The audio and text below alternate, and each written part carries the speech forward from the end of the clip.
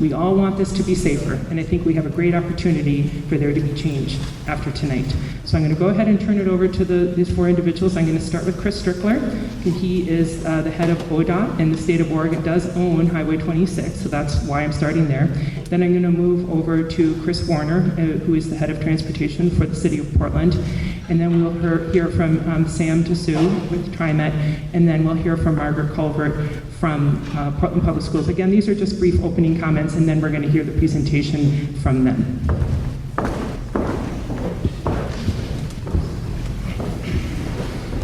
Well, good evening. As the Senator said, my name is Kris Strickler. I'm the Director of the Oregon Department of Transportation. I'd like to just start with a few brief comments of appreciation for Senator Taylor, Representative Knowles, Representative Powell, for their leadership in pulling us together, and for their leadership on safety for the community and for all of you here. I'd also like to thank you for your time and your energy for coming tonight and for listening to the conversation, asking the questions that I know you'll have, and showing up for your community. Safety out here and all across Oregon is our priority and always will be our priority, and I recognize that we have to show up in order to have those conversations about safety. So I thank you for the hospitality and I thank you for offering us this opportunity. I also want to extend just my deepest condolences to the families who have been either impacted directly or indirectly from the incidents that have occurred out in front of the school. It's tragic. The first incident was, and actually not the first, but the earlier incident was absolutely tragic. Only to have another one a few days later was equally as disturbing. So we are here to bring elements of solution and constant improvement as we talk about what options we can provide. And I thank you for the opportunity and appreciate your willingness to come and devote your time and energy for this very important topic. So thank you very much. Thank you, Chris. I'm Chris Warner. I'm Director of the Portland Bureau of Transportation. I would echo the thanks to the legislative staff or legislative people, their staff who helped us get this together. I also want to recognize Commissioner Hardesty, who has been a champion for us at PBOT. So thank you, Commissioner, for all that you do. I also would like to recognize the PBOT staff that are here. We have Wendy Cawley, who is a city traffic engineer, Shoshana Cohen from our resources and government relations. I see Hannah Schaefer back there with our communications staff. So please be sure to reach out to us. So as Chris said, there's Steph Wagner. I see someone else. Peter Kuntz. We're all here. So a lot of it, and some of us are here because we're parents of folks in the Cleveland district, so or this Cleveland school. So thank you so much. All of these, we talk a lot about what we read in the paper, and for us at PBOT, it's been very, it's disheartening, it's troubling, it's very emotional. I was talking to a friend whose son I just found out was hurt at 45th, so our deepest sympathies go out to her family. And then I also, at 50th and Powell, a friend of mine was killed in 2017 crossing the street. So it's personal for us. I'm glad we're here for solutions, and I just want to continue the momentum that we have. So thank you, Chris. Thank you, other panelists, and thank you, Senator. Good evening, everyone. My name is Sam Desue. I'm the TriMet General Manager, and I am the agency that provides transportation here in the Portland metro region. Our buses and our MAG system transports students here to Cleveland. At TriMet, we value safety here, and I want to thank Representatives Knowles and also Senator Taylor for inviting us here to be able to talk with you tonight. Also want to mention that many of you here tonight, a Cleveland student was hit by a car on Tuesday afternoon as he was running for one of our buses. I sincerely hope he will make a full and quick recovery. TriMet has worked with ODOT, PBOT in the past, and we've made changes to our bus stops to increase safety, and we've been collaborating with both agencies in the wake of this latest death at this intersection.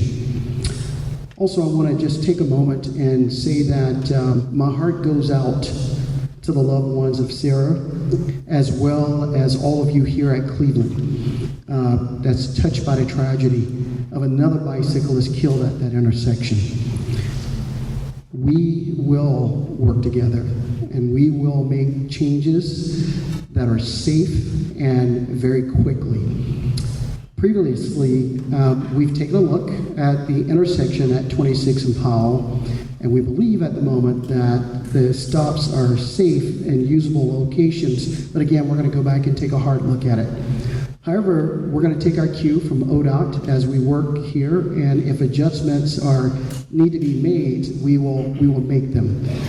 Also, we have some service changes that's coming up that we're floating with our community right now that we believe will increase safety for our students traveling to and from Cleveland. My team will be attending next week's meeting with the PTA for Cleveland to talk through those ideas and continue the dialogue about safety. Safety is our core value at TriMet. I would also like to bring Tom Mills. He's our Director of Mobility and Planning and Policy to share with you about some of the potential changes and talk with you about the bus stops that's at that intersection in more detail. Tom? Okay. Yeah. Okay. Good evening. I'm used to a pause and a response, so. Good evening. Good evening. I want to thank Senator Taylor and Representative Nose for holding this forum this evening. I want to also extend great thanks to the Cleveland staff and community for coming together and supporting each other through some very challenging times over the past few weeks. And just commend Principal Watkins and her team for navigating what has been an ongoing issue here, and that has come to sort of a crescendo and a fine point over the last few weeks. I also want to just share that Superintendent Guerrero was unable to come tonight. He's at the Council of Great City Schools, and wanted to send just a couple of messages to share and as we speak tonight. So first and foremost, our students deserve routes to their schools that are safe. We're grateful for this opportunity to have and engage in this conversation, and we support the legislators, the agencies, taking concrete steps that make Powell safer for our students and all community members. It's important to remember that every day PPS students cross or pass along Powell Boulevard.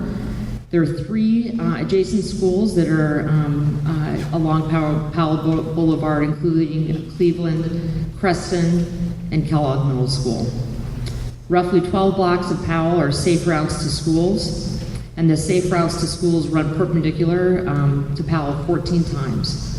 So overall, roughly 2,500 Portland Public School students attend one of these 3 schools along Powell and cross the streets multiple times a day. Superintendent Guerrero also wanted to commend PBOT and the City Council, especially Transportation Commissioner Joanne Hardesty, for proactively taking this first step towards improving Powell. We look forward to hearing what additional concrete actions emerge from tonight's meeting.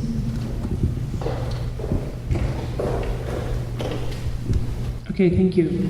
And of course, we're going to have a full presentation to talk about the changes that are going to be happening in the near future and in the long term. So now I'd like to go ahead and invite Kiel Johnson to come up, and he is going to be speaking on behalf of the biking community. One thing I forgot to say is that I wear the hat as the state senator here, but I'm also a parent here at Cleveland High School. My daughter's a senior, and my son graduated 3 years ago here from Cleveland, and they both either ride their bikes, walk, or drive to come to school, and there have been so many stories over the years. So for everybody who is used to being part of the Cleveland community and coming to and from, we all know that there's things that get reported and our data points, and then there's all the things that happen that never, ever, ever get reported. And that's how, one of the reasons why we're so motivated to make this change, because we know there have been so many accidents that have never made it into some sort of a data sheet. So I'm going to go over here. It's a little bit awkward, but why don't you go and come over here with me, maybe? And I'm going to ask him to kind of address them. Welcome, Kiel Johnson. Hello, everybody. My name is Kiel Johnson, and I'm the chair of BikeLoudPDX. And first off, I just wanted to extend my condolences to the family of Sarah Pleiner and for everybody who witnessed this horrific crash. 2 weeks ago, when I heard the news that someone had been hit and killed on Powell, my first thought was to think of all the people I know who ride their bikes through this intersection. Because instead of Sarah, it could have been any one of them.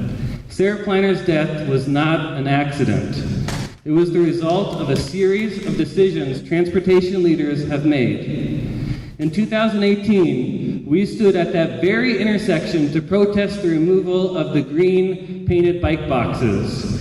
We stood there because we knew that those bike boxes, thank you.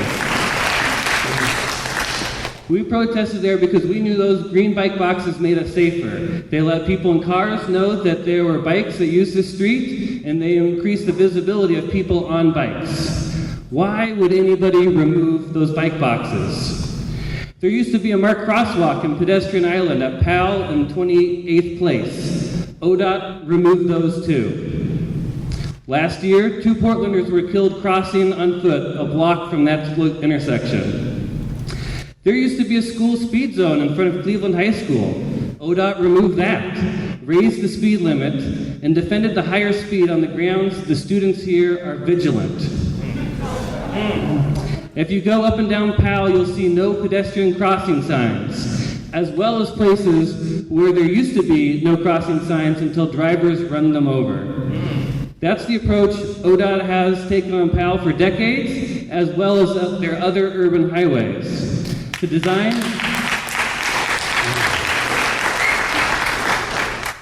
the roads only for the capacity and speed of private automobiles, and to manage safety for people outside of cars by telling them to go somewhere else. Yes. Sarah paid the price for that approach. It doesn't work.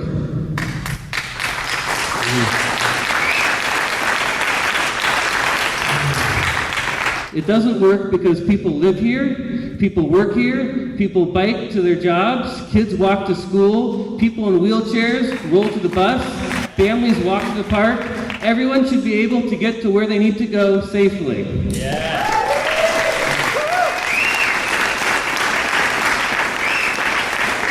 This problem is much bigger than just Powell Boulevard.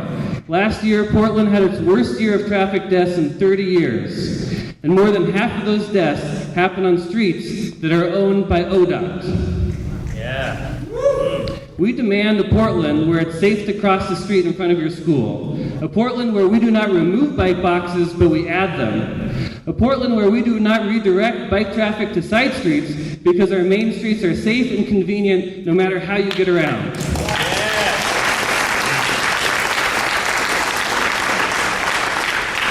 We want a Portland where Sarah Pleiner is still planning to open her new restaurant. Yes. We demand that ODOT use their blueprint for urban design on all of their orphan highways. We demand safe school speed zones, safety cameras, and safe engineering on all blocks around transit stops, schools, and parks, and places people walk and roll to. We demand our streets keep us alive.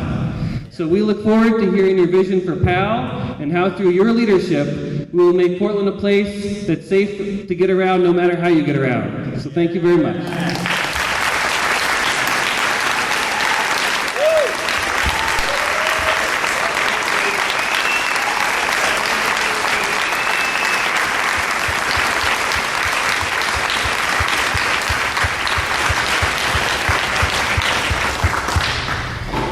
Thank you, Kiel.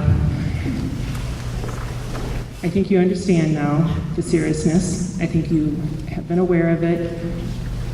And now we're very thankful and we're excited to hear about what the short-term plan is going to be and what the long-term plan is going to be. I want to clear something up about maybe a little bit of confusion just when Mr. Desue was speaking.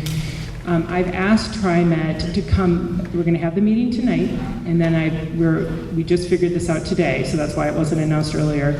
I've asked TriMet to come back to Cleveland High School next Wednesday, October 26th at 7 p.m. and to come to the PTA meeting that's already been scheduled. It'll be here at the library in order to talk about changes to the bus routes and or bus stops, okay? That is going to be a little bit more of an in-depth conversation, and so we need to have an additional meeting. But we want to have that meeting as soon as possible. That's why it's going to be next week, so that we can hopefully see some changes, I'm hoping by January, to the bus routes and the bus stops. So just that's what that reference was. I just didn't want anyone to be confused. In addition... On the head of PTA, the meeting's going to start at 6:30, not 7.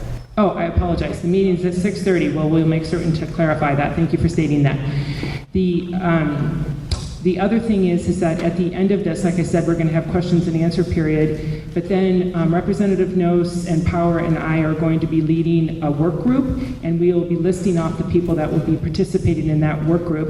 And one of the things I'm hoping to hear tonight is a timeline of things that are going to be, that they're going to be suggesting, and that way we can meet. It won't be a meet every Wednesday kind of a thing, but we'll be meeting at different times, a work group, in order to make certain that everything is staying on track so that we start to see the changes here, and then we can report back through various means, one through the principal and one through through ODOT and PBOT. We can get the word out about what's happening so we can track the progress for the change. So with all that being said, I'm going to turn it over to Mr. Strickler, and then you can start the presentation. Okay? Thank you.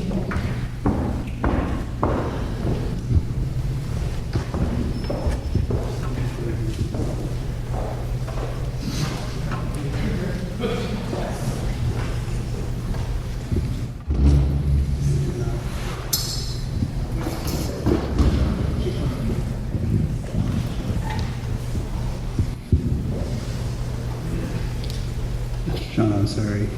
So let me start by saying thank you again.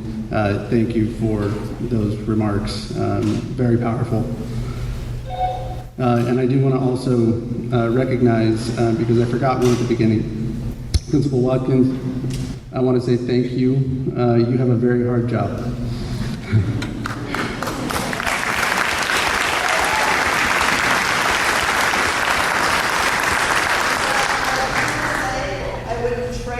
And it's vibrant, and again, I'm so thankful you're here.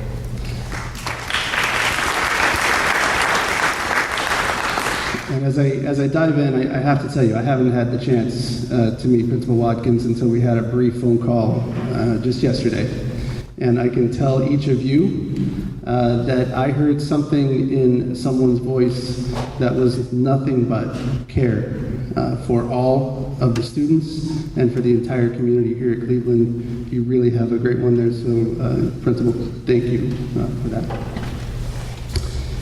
Okay, I want to dive into some of the things that we're doing as a partner agency. And I don't mean a partner agency as if we all have these different responsibilities, because we do. But from where you sit, you care that government is taking care of the things that are important, and you care that we're providing a safe facility, and you don't care who owns it as much. I mean, some do, certainly. But at the end of the day, it's providing something that is safe, much safer than what we have today. We know we have deficiencies there. And so as I dive into this, I want that piece of recognition just in the room. We have partners here. We have been working together. Our technical teams have been working together for this specific area, as well as having conversations about what it means to have a broader reach than just right in front of the school. So thank you for your comments there. You see on the screen, roads designed for a different time. We have a map up there that shows several state highways, and I call them state highways because that's how they're designated, but none of them operate that way anymore, or at least not in the same way that they did when they were originally conceived. Some of Portland's high crash corridors are those state highways, as you mentioned. Powell Boulevard is obviously one of them, and they have been designed in the past to move vehicles quickly. And that sentence is intentional. It's to move vehicles and quickly, and we are transitioning to a different agency that looks at all modes, and we have been doing that, but it's been slower than I'd like, and we are in the process now of transitioning at a faster pace. When communities change, our roadways need to change with them, and again, it doesn't matter who owns them. What matters is that we're providing something safe for the public. So next slide, please.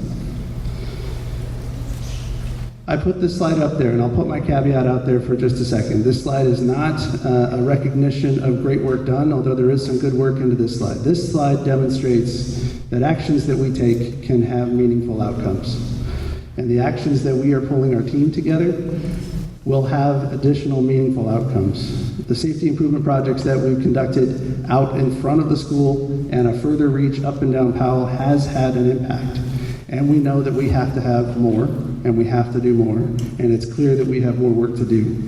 This slide is not a recognition moment of saying we've done our job and it's time to go work on something else. This slide is a demonstration that the people that are working to keep Portlanders safe are making a meaningful impact and can do more, and we have more to do as an agency.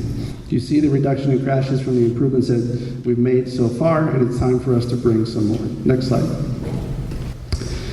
You will hear from our partners that we've been working together on what it means to bring a safer facility out in front of the school, but I want to talk about what I believe to be the most immediately important one, and that is a school speed zone, permanent signing on Southeast Powell Boulevard, and installing signs with flashing signs to follow to lower the speeds in front of Cleveland High School. We will be doing that.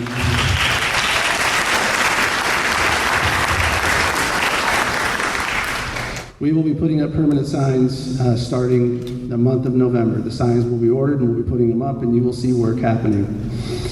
Photo radar will ensure drivers who do not follow the law will face consequences. That's going to take time.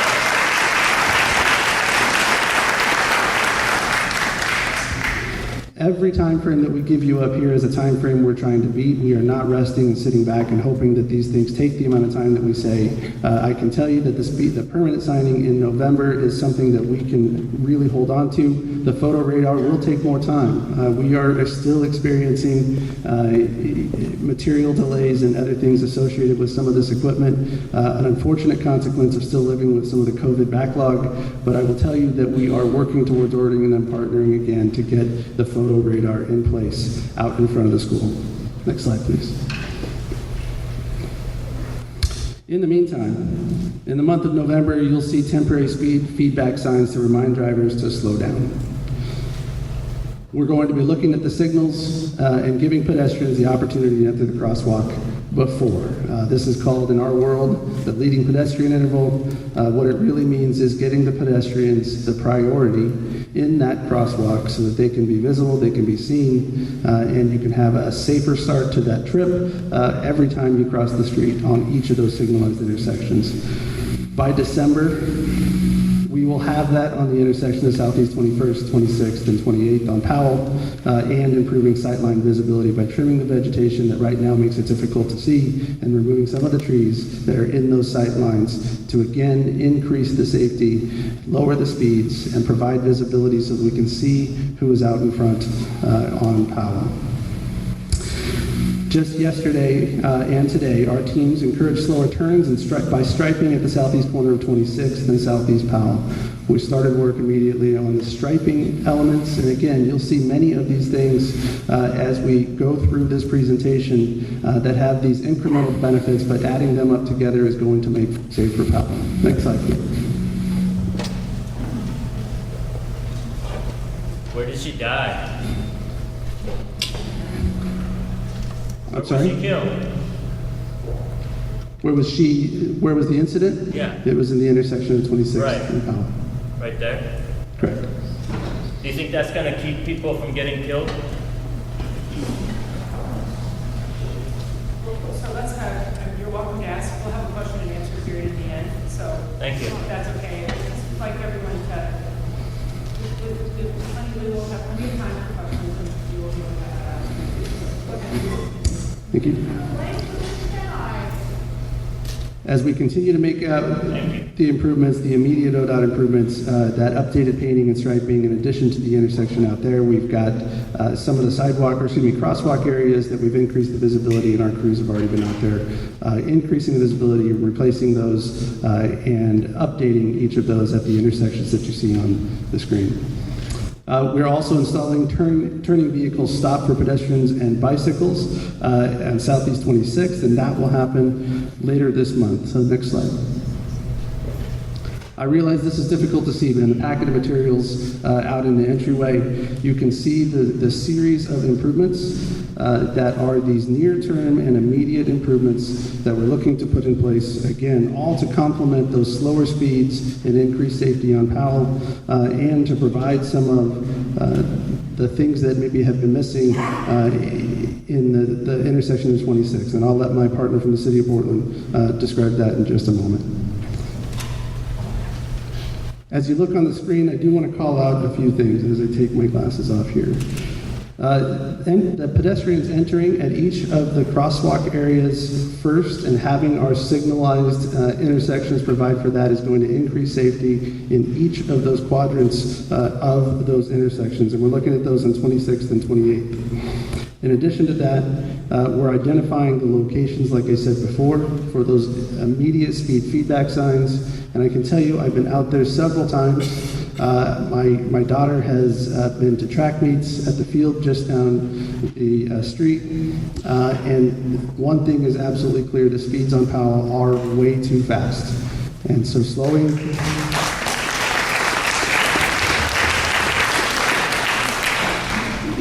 people down, giving them an opportunity to see in front of them, having them not jockey for position is going to help increase safety on Powell, especially in the near term as we continue to work together for broader term and longer term solutions. So next slide, please.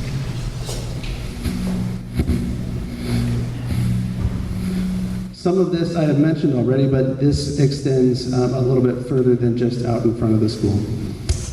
So as you look at the other two schools on Powell, in the corners of Southeast 42nd and 69th Avenue, within the next 6 months, we will be installing and striping high visibility crosswalks in each of those areas. We're also working with PBOT and PPS to implement a multimodal safety education outreach initiative for the students here at Cleveland High. Again, trying every opportunity to bring forward a conversation of why safety is so important in all realms, not just in what we are doing as an agency, but each of the operators out there on the facility and along those lines. Next slide. The longer term ODOT involved improvements include replacing the signal heads for visibility, painting high visibility stop bars, vegetation trimming, etc. at 20 plus locations between Southeast 8th and 88th Avenue on Powell. So a much longer stretch of Powell Boulevard to, again, get the speeds down and to increase the visibility of those that are crossing the facility. The time frame there is in the next 6 to 9 months, and our teams are already working on that. A couple of others just very quickly, and then I want to spend some time on the last two. Giving pedestrians the opportunity into the crosswalk. I mentioned before, we have some that we are working on immediately in the month of December, and in the more longer term environment, 6 to 9 months, we'll be looking at the intersections of Southeast 7th to 31st, and then east of 31st, a little bit beyond 9 months. So again, focusing on all of the corridor on Inner Powell. I mentioned before the photo radar, and I do want to come back to that. The photo radar is going to play a significant role in not just providing an opportunity for people to go slower, but capturing those that refuse to do it. And we're looking forward to the benefit that that can bring on Powell and the real outcomes that we will see in that. This is not something that we've historically done. I recognize that. It's not something we've historically had in front of a high school, and we have one coming here, and my hope is that we can meet the timeline that we have there of the 1+ year and really accelerate that based upon that material delivery. The final is the permanent feedback signs. They are in progress as well. It will take about a year. Again, they are a product of those supply chain timelines. Before I pass this on to Mr. Warner to talk about the improvements coming up 26th and the complementary nature of 26th and Powell, I do want to mention one of the other things that we're working on as agencies. We're immediately beginning a joint task force to look at the other facilities that you saw on the previous map. The two agencies will begin right away and also partnering with other transit partners to identify priority areas, look at where improvements need to occur, to implement safety fixes where we have incidents and where we have the data that's already telling us that we have a problem on those other corridors on the map before. We don't have the funding in place for all of it. I will own that for you up front, and we will continue to be fighting for the funding associated with that. But we are not waiting for a jurisdictional transfer in order to make these facilities safer. Our job is to make them safe as quickly as we can and with the funding that we have available. So with that, I'll turn it over to my partner, Mr. Chris Warner.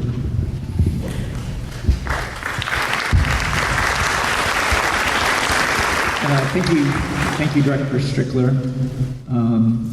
First, I want to thank Kyle and the advocacy groups that have been working on this. I see Street Trust, Oregon Walks, all the other ones that have really put in the time and the effort, and we could not be here without your advocacy, so thank you very much for that.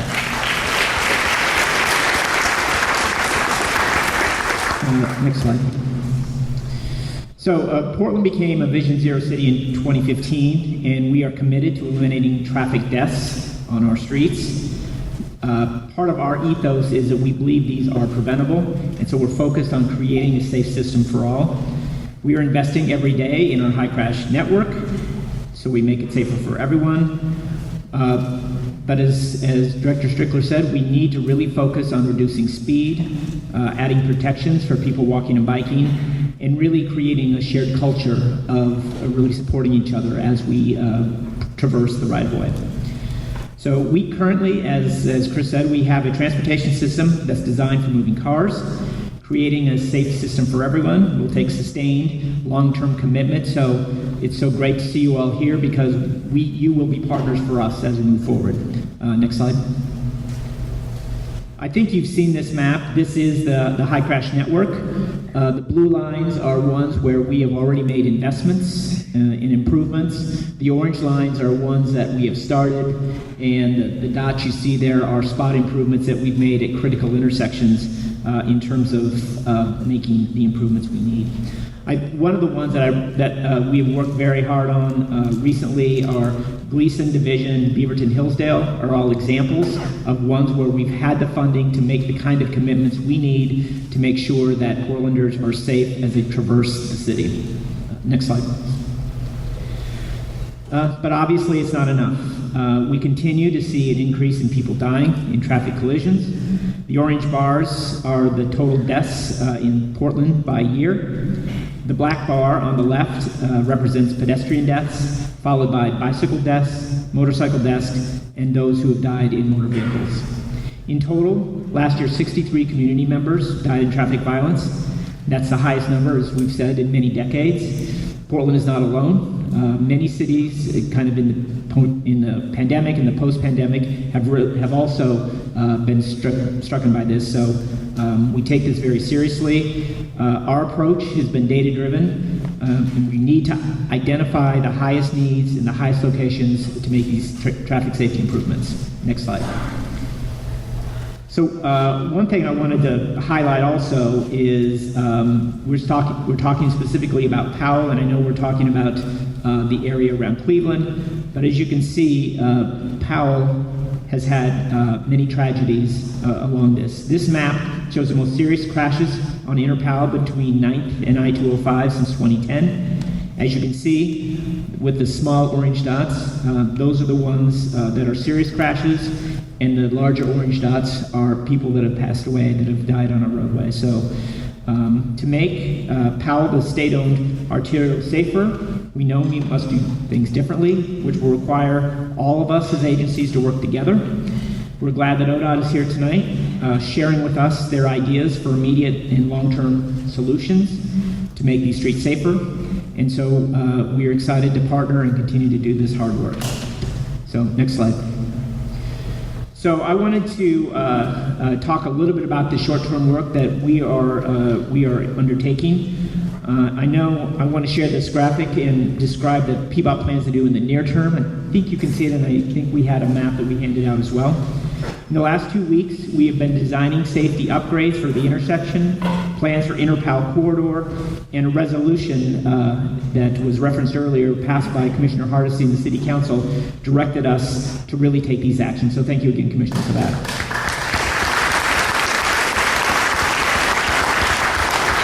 As I said, it was an emergency ordinance that passed 5-0, and it really authorized us to take the next steps to make sure that that schools that are next to state-owned facilities become school zones. This morning, you may have seen PBOT crews were out here installing signs for Southeast 26. The school zone reduces the speed to 20 miles an hour during school hours. It also raised awareness for students and others in biking in the area. Next, we plan to restore the bike boxes and bike lane that are used in this intersection.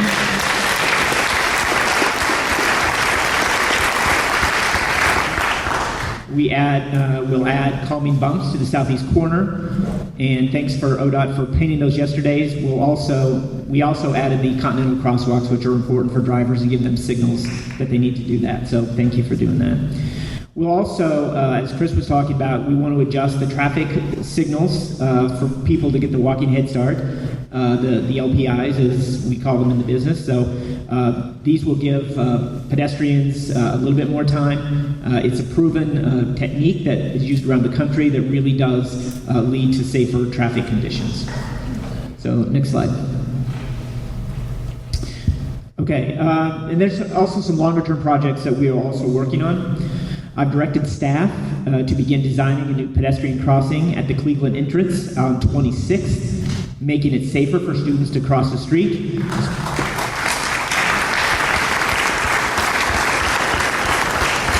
Especially those getting off the bus and crossing it at the entrance on 26th. We've also heard concerns about freight on Southeast 26, so I've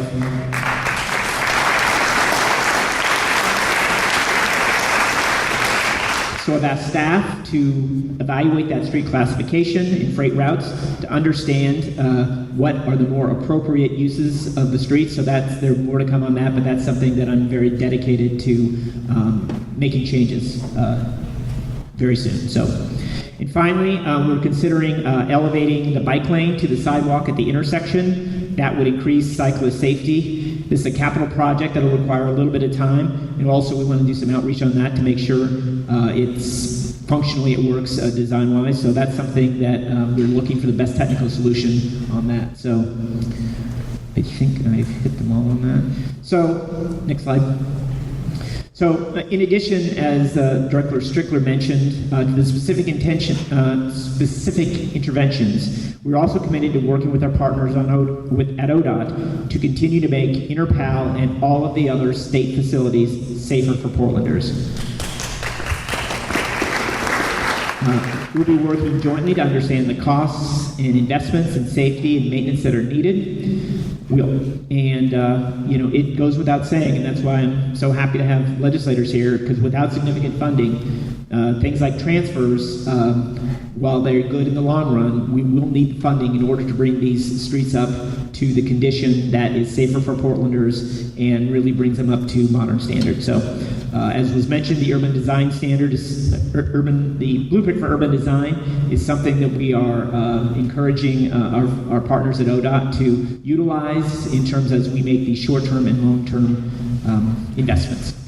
So that is my presentation. So I would like to turn to Sam.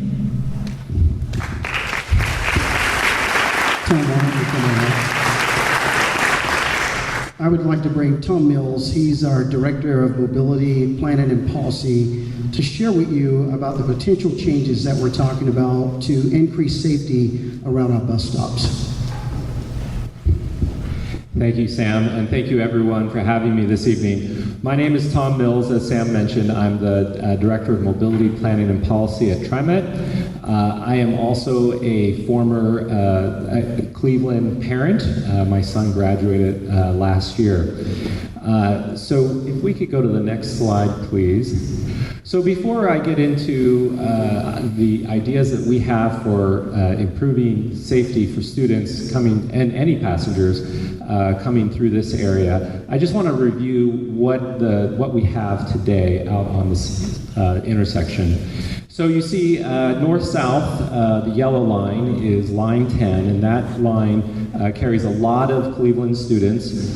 We actually add extra buses to that line so that right around the bell times, largely to deal with overflows of passengers, but the kind of side benefit of having those extra buses is that students, if they miss one bus, there's another bus just a few minutes behind it. So they really do not have to run after the buses because there's another bus like 3 minutes behind it. And then you'll see on Powell Boulevard is line 9. That is the orange line there. Again, we run extra buses on that around the bell times. And during the day, that bus runs every 15 minutes, so it's already pretty frequent. And then lastly is line 66, the light green line. That line only runs during the rush hours, but there are, those buses do come through this area again around the bell times, and that will take students down to Milwaukee, where many of them transfer. I also want to point out where the bus stops are located, particularly the bus stops on Powell Boulevard at 26. So you'll notice the westbound bus stop is actually at 28th. We moved that back there a few years ago when the crossing was put in at 28th because that has a bigger zone for students to congregate as they wait for the bus. Additionally, we were having safety problems with cars cutting in front of the bus as it was about to leave the stop when it was at 26th. And then the other bus stop I want to point out is the bus stop eastbound on Powell. That bus stop is in the right-hand turn lane. Now you might think to yourself, well, why didn't you move that one up to 26 as well? And we kept it there, one, because there is more space, again, for the students to congregate. But secondly, they're further away from the through traffic going through. So we feel that that is a safer location for them. And then I would be remiss if I didn't acknowledge the two bus stops out in front of Cleveland. The northbound is a great bus stop. The students just get off and they walk right in the door. The problem, of course, is the bus stop across the street. Students get out during the bell time and they tend to flood the street, which can be very dangerous. So next I want to talk about ideas that we have to get students across Powell while on the bus so that they don't even have to walk across Powell. And if we can go to the next slide. So before I do that, let me explain what happens for a lot of students. And now this isn't all students, but Cleveland High School serves a lot of students who live in the Sellwood, Westmoreland, and Brooklyn neighborhoods. And what those students do is they get on one of two buses. They either get on the line 70, which is the blue line shown there, or the line 19. They ride to Milwaukee and Powell. They get off on the north side of Milwaukee and Powell. They have to cross Powell at Milwaukee. Then they get on the 9. They ride up to 26. They have to cross Powell again to get to Cleveland. And when they come home, they only have to cross once. They get on at 26. They ride to Milwaukee. They have to cross. And then they transfer. Additionally, another option that students do is they get off before they get to Milwaukee. They cross the Lafayette pedestrian bridge, and then they walk through Powell Park, but they still have to cross Powell to get to Cleveland. So we have a couple options to avoid students having to make this transfer and cross Powell. So we can go to the next slide, please. So if you recall, I had a blue line and the last one was line 70. So what we're proposing to do is reroute line 70. And there are two options. One option is to have it come up 26th Avenue and continue and drop off in front of Cleveland and continue on to Division and then through Ladd's Addition and back onto its regular route. There are some pros to this, right? No need for the students to cross Powell, and for those who live in Ladd's, we recently moved service away from there. We reestablished that service. But there are also cons to this, right? There's more big vehicles going through this intersection. Here we are talking about bikes on 26 and bike lanes, and maybe people don't want more large vehicles going through there. Additionally, this doesn't really address the problem of large crowds crossing in front of Cleveland. So I'd like to also now go to the next option, which I think addresses both of those. So in this case, we have, again, line 70, coming from Selwood, Westmoreland, and Brooklyn, all the way up Milwaukee, turns right on, turns eastbound on Powell, and then turns northbound on 21st, not 26. So we keep the buses, this particular line, we keep the buses out of the 26th Avenue crosswalk. And we drop students off at Tibbetts. They would have to walk further to school, but remember, these students are already transferring or they're walking through Powell Park. So this is actually a shorter walk and a faster trip for them, though it doesn't drop them off right in front of the school, which is actually a positive, because remember, when they're in front of the school, they flood the street. However, if they're walking several blocks up to Cleveland, they're going to spread out. They're going to, the crowd will elongate, and it will be a smaller number of students who are crossing the street all at once. And again, and so I think I hit all the pros there. The one con is that there is a walk, but again, I want to stress the walk is no worse than what they're probably doing right now. And that's it. You'll see up at the top an email address, hello@trimet.org. We would love to hear from you. I'm going to be here, and I'll be happy to talk to you about your thoughts, and I want to hear during the Q&A as well. But if you have to leave or you want to tell others to express your opinions, please go to hello or send your opinion to hello@trimet.org, and we'll take it. And again, I want to just reiterate, we will be here next week at the PTA meeting to talk about these options and hear any other ideas that folks have. Thank you.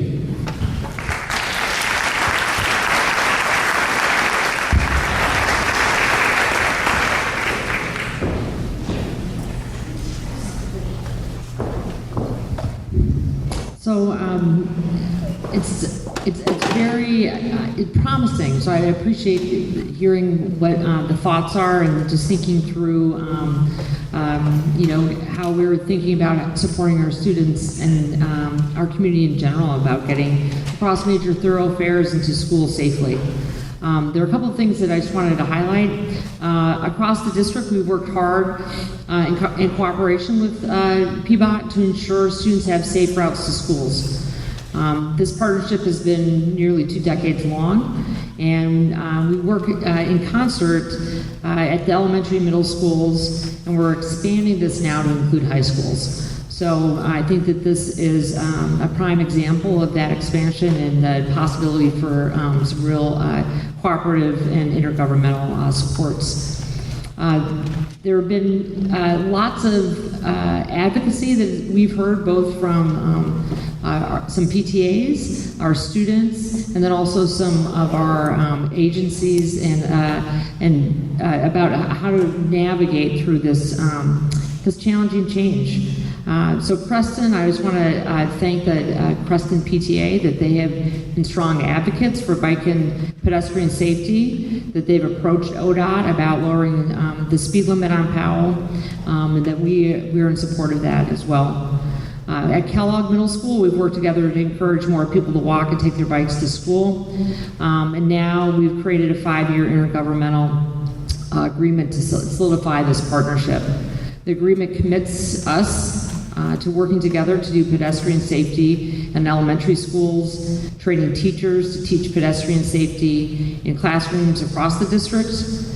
In middle schools, we will cooperate on bike safety and personal safety education. PBOT will support our soon-to-be hired Safe Routes to School coordinator funded by an ODOT grant.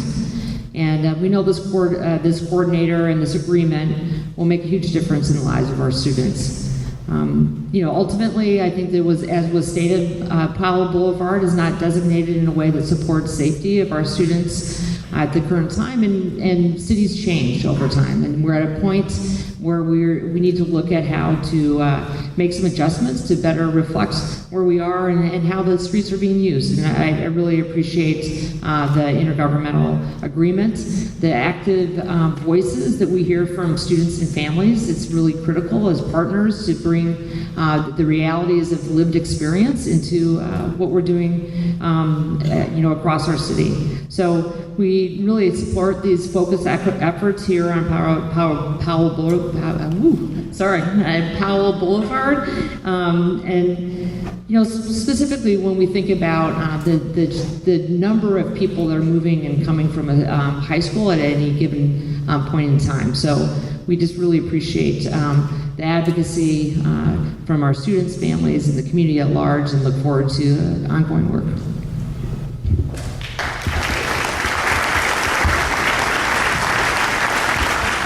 Thank you, and thank you for the presentations. I think that there were many things there that I'm very, very happy to see, so I appreciate that. Again, regarding the TriMet and the bus routes, I don't know. I'm not an expert in this area. I don't know if those are the best solutions, but that's why we have organized this additional meeting next Wednesday so that we can talk about that and we can have TriMet here for anyone who's interested. It will be open. Others will be able to attend, again, Wednesday at 6:30 here at Cleveland High School in the library, and we'll have a more in-depth conversation about any changes, potential changes to the bus routes. I would like to see changes because I would like to avoid having kids having to cross Powell at all. I don't know if that's possible, but at least that's what I would like to see, speaking for myself. So with that, I think that I'd like to go ahead and move towards having a Q&A. I know not everyone always wants to stay. Imagine that Representative Nose and I go to a lot of forums, so I often see people start to leave during Q&A, so I want to go over something before, in case people start to leave. I mentioned earlier that we're going to have a work group. You saw that there was a timeline announced there, and through my office, and I want to take a moment to thank Katie from my office. She doesn't like it when I thank her in public, but she really runs everything and organizes. She really helped organize so much of all of this. So we saw that the timelines were made public there, and our jobs as lawmakers is to try to basically hold people accountable to what commitments have been made. And we are going to be tracking those, and there'll be a work group that will be meeting. Again, it won't be every Wednesday night we'll be meeting, but we'll be meeting along the way to make certain that these things are actually happening, are actually getting done and being implemented. So what we're envisioning, and please come up to me afterwards if you think that maybe the work group should comprise of or add different types of individuals. But it will be myself, Senator Taylor, Representative Nose, Representative Power, someone from ODOT, someone from PBOT, someone from TriMet, someone from Portland Public Schools, someone from the Cleveland High School Administration. I'll leave that up to the principal to identify who she would like to have. Someone from the Cleveland High School teachers. I've heard from teachers. Imagine they're not happy about this situation either, and they would like to see changes. And so a representative from one of the teachers, and a student representative here at the school, someone from the bike advocacy community. I'm leaving that up to them to select the best person. Someone from the walking advocacy community. I'm going to leave that up to them to select the best person. Someone from the freight. There's a lot of freight, as we all know, going down Cleveland, and they need to be part of this conversation too. And then someone from the local neighborhood association, and someone from the business community, because there are obviously a lot of businesses around here too, and they want to see things safe as well. So that's the makeup of the work group that we're envisioning. And so afterwards, if you think that that is not the right makeup, or you want to make another suggestion, just please go ahead and find one of us. So with that being said, can you think of anything else? No. Okay. All right. So I'm going to go ahead and come down there, and I'm going to ask for, if anybody has any questions, to go ahead. We've done this before at Cleveland. So if you want to just go ahead and kind of form a line here, and then we'll just take one after the other. I know that we have Cleveland, the PTA wants to ask a question. I know that. And I think there's going to be some students here. I'm not certain. And so if people want to go ahead and line up, then we can start doing one at a time.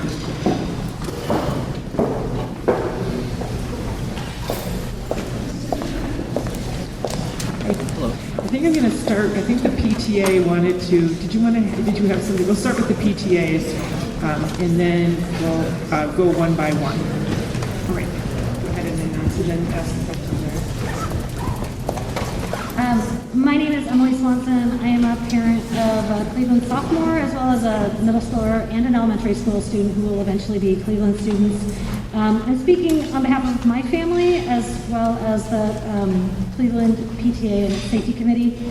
My son commutes by bike to Cleveland and he uses the intersection at 26th and Powell every day to go to lunch at Powell Park. When he started at Cleveland just over a year ago, he was 13 years old, and within a week of being at Cleveland, he told me how unsafe that intersection was. He said, "Mom, somebody is going to get hit."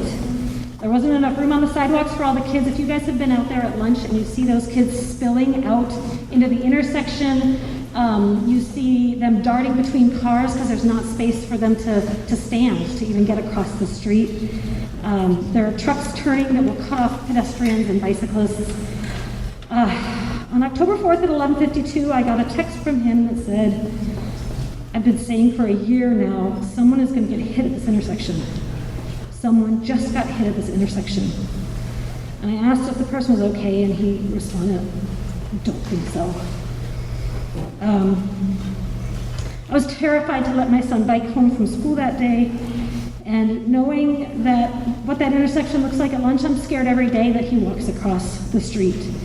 Now we know that a student was hit at that intersection just a couple days ago, luckily, without extreme injuries, but it's only a matter of time if changes aren't made. I'm so relieved to see a lot of the things that you guys talked about doing tonight. Those are all on my list, so I don't need to reiterate them, but those are all things that we think need to happen and more. One suggestion I didn't hear is retiming the lights for a pedestrian scramble.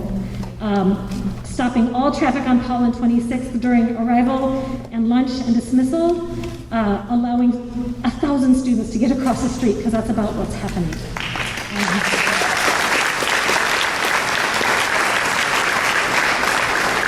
And I did hear mention of the freight, but freight at the intersection of 26th and Powell is just ridiculous. That street is way too narrow. It cannot accommodate freight, bicycles, and students. It's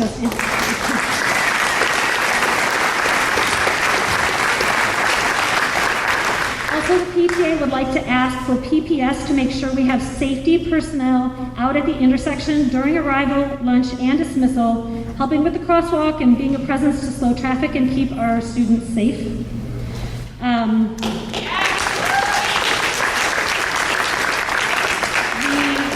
are glad to hear that there's a timeline being set up, but we request that we are informed of that timeline and that there is someone that we can contact to keep us updated on the projects, and that we know when they're going to be happening and when we're going to be updated, when the next meeting will be to tell us what's happening. My 13-year-old son knew this was an unsafe intersection. And now all the adults in the room here know that too. So please let us be as perceptive as a 13-year-old. Let us make the changes in this inherently unsafe intersection and take those steps now. Yes. Thank you.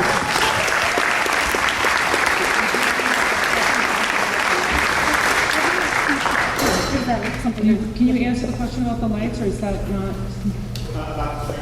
Yeah. We only have one microphone, and so anyone who's not used to Portland Public Schools, if you think your schools have too much money, they don't. There's one microphone. Maybe I'll have Wendy speak to her directly about the scramble. No, why don't you go just speak to her individually? So yeah, that's basically what a scramble is. Oh, you have? Okay. All right, so our city traffic engineer can have that conversation. So I'm not prepared right now to talk engineering right now, so. Okay. All right. Now, I'm going to prioritize a student. Are there any students in the row, lined up?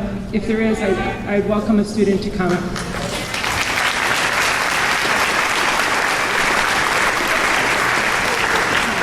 Thank you so much for coming. You're welcome. What is your name, please? My name is Powell Brook. Owl Brook? Yeah. Okay. Hello. I don't really have a question, but I thought that I'd just come up here and say, I'm 14 years old, and I'm a student here at Cleveland, and I saw what happened. And it was just horrifying. And now there's something that I have to go through in my life, and I've seen death, and some adults haven't seen death, and it's just crazy. And I just wanted to say that, like, something needs to change, something needs to happen here, please. And thank you so much for all you're doing. And I just want, please, thank you. Yeah.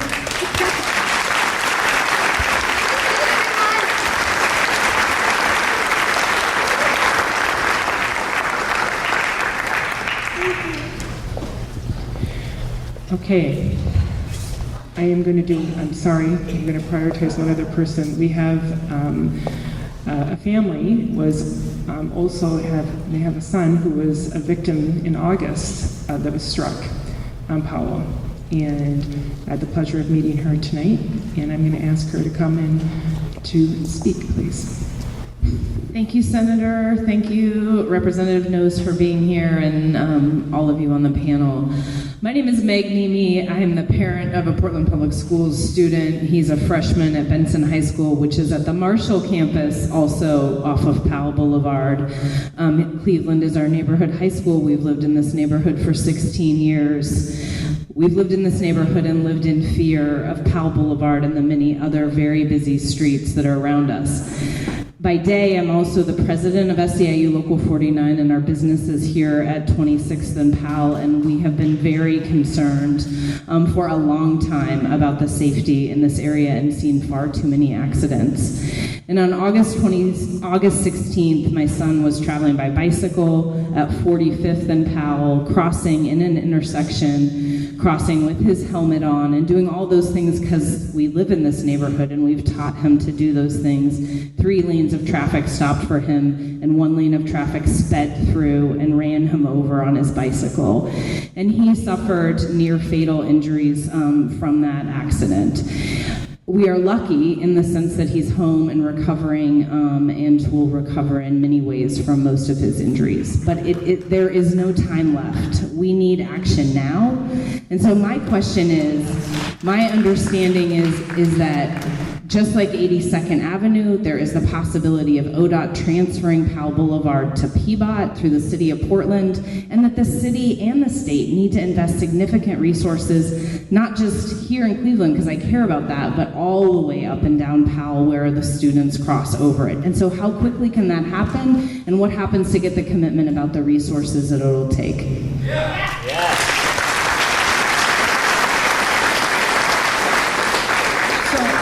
Representative, I don't want to speak for my colleague, Representative Nose. We work a lot together, so we are committed to doing what needs to happen in the legislature for the transfer to occur. That requires the next legislative session starts in January of 2023.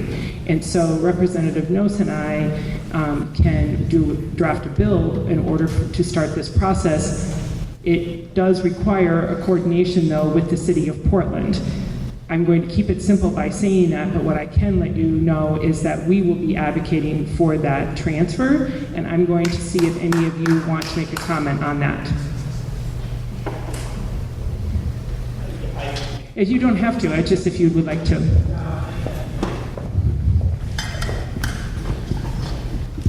Thank you.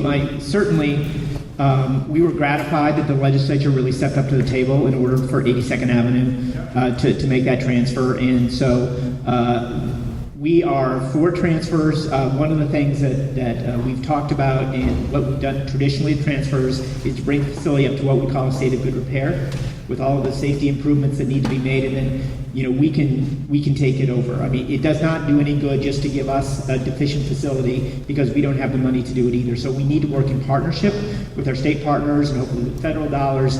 There should be some opportunities for that, but it is just not pass the buck to the city and say, here's a facility that's not working, it's yours. We need to work in partnership to make sure that it is brought up, because Megan, we don't want another family like yours to have that same experience. But just transferring it won't solve the problem of the deficient facility that exists now. Okay, so just to build on that so that it's fine if people have additional questions about the jurisdictional transfer. The thing is, Representative Noce and I are going to need all of you and more to help us advocate in Salem. You see, because people come and they think, oh, well, I don't have Salem near me. I don't have Powell Boulevard near me. Why does it matter to me? Why should I care about that? And so this is a major thoroughfare. I mean, this is a road that almost everyone who comes to Portland goes down Powell Boulevard at some point.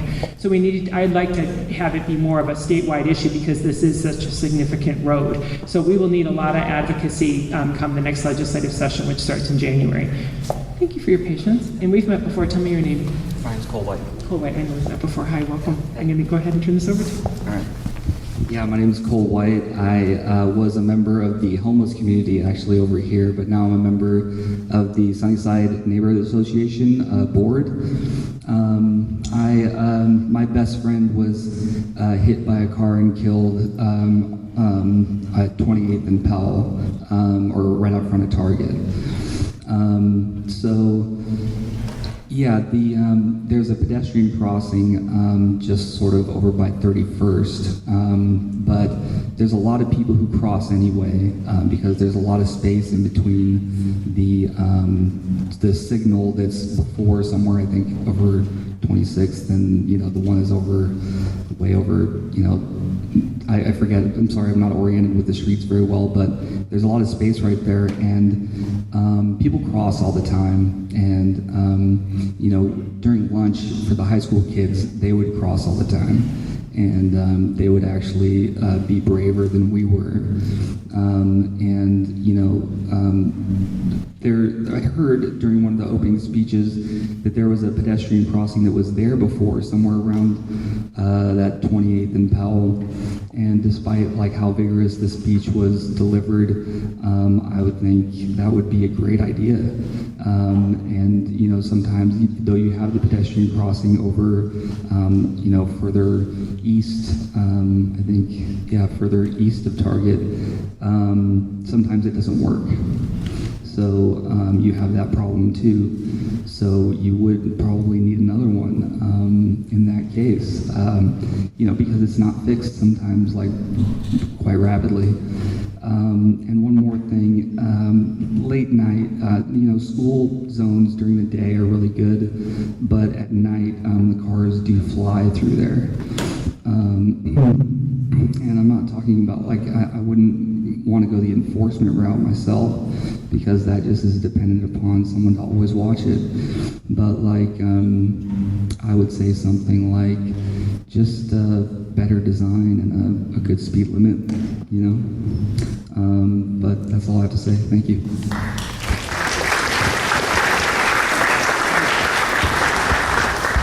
Hello, I have two questions for Director Strickler. In your PowerPoint, there was a mention of talking about lane reallocation on Powell, and I didn't hear you mention that in your speech, and so I just want to make sure that that's something that's going to be discussed, because that's really important for a lot of these crossings.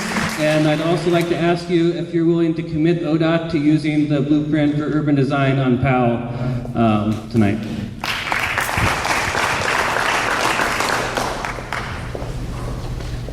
So when going forward, so we save time when you hear that it's going to be your question, if you can just be ready. That's fair. So thank you for the question. Yes, in the PowerPoint we did talk about and did mention the lane reallocation, and I wanted to take a moment to talk about that as well. One of the first tasks that we'll be looking at with that partnership task force that I mentioned with the city is what are the options that are available. So you might have seen a statement we released recently where we said all things are on the table. Lane reallocation, put another way, reducing the number of lanes there is something that we intend to analyze. Now I will tell you, the impacts of 40,000 vehicles that travel this facility, reducing the number of lanes and where they go is something that we have to analyze very seriously, because the current street grid may not be able to handle it and likely can't. And so we have to analyze that together with the city. But as I mentioned, all things are on the table, and we've asked our teams collectively to look at it with that in mind. So the short answer is yes, but I couldn't do it in a short way. As it relates to the blueprint for urban design, I do think that we can do that in this stretch of Powell, and so yes, you have my commitment. Thank you.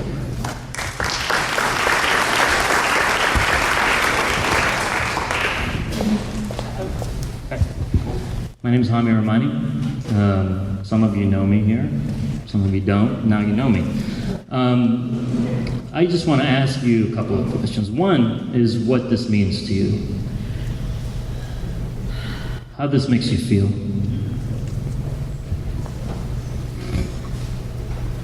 I hope that we all have some love in our life. Now, when you're out there walking, biking, taking transit, all of which I do, driving even, do you feel love on our streets? Is there love on our streets? It's a simple question. I think it's a resounding no. There is no love on the streets. There's love within us. So when I pointed out what I pointed out, it's because there was no love on our streets.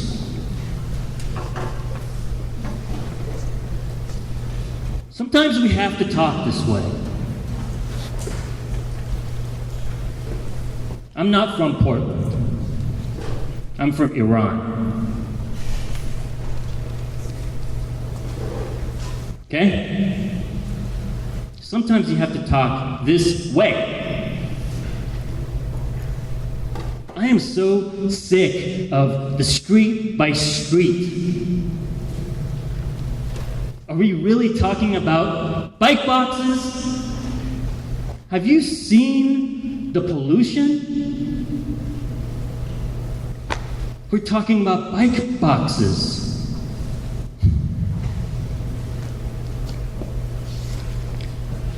So do you feel love on the streets? Second question, will you reallocate the hundreds of billions of dollars for freeway expansion to our streets? For the people, for the public square. Thank you.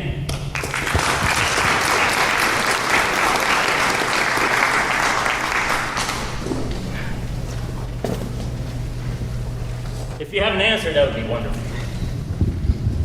Yeah, thank you for that. The question about reallocating all of the funding from other projects to each of these projects is a complicated one, as you probably already know, and I understand that. We have needs that are across the entire state, and our needs extend for all modes. Our economy moves on these facilities. The street network that we've all grown accustomed to is the network that has been under construction, frankly, for decades. And so we have projects that demonstrate need on the interstate, we have projects elsewhere, and we have projects here. And I don't believe that it's an either or, and I think we have to start looking at these facilities here in the way that you just described. Okay, I'm looking at time here at 7:25, and I see we have a lot of people that want to. It's one of these tough moments where it's like I want to make sure everyone has their opportunity. So I'm going to ask everybody to try to, if you're going to make a comment, try to make it as quickly as possible, and then also just make your question, rather succinct and direct if possible, please. Welcome. Gonna not do the fluff, but still, thanks for everybody. I've lived in the neighborhood for 23 years, and I vividly remember the last time there was a big discussion about Powell Boulevard, 26 safety, when Alistair lost his leg. I was there before the Mets were there, and it's traumatizing. And if there are any more parents here whose children have seen this, it is traumatizing. Obviously, don't need even to say to lose a loved one.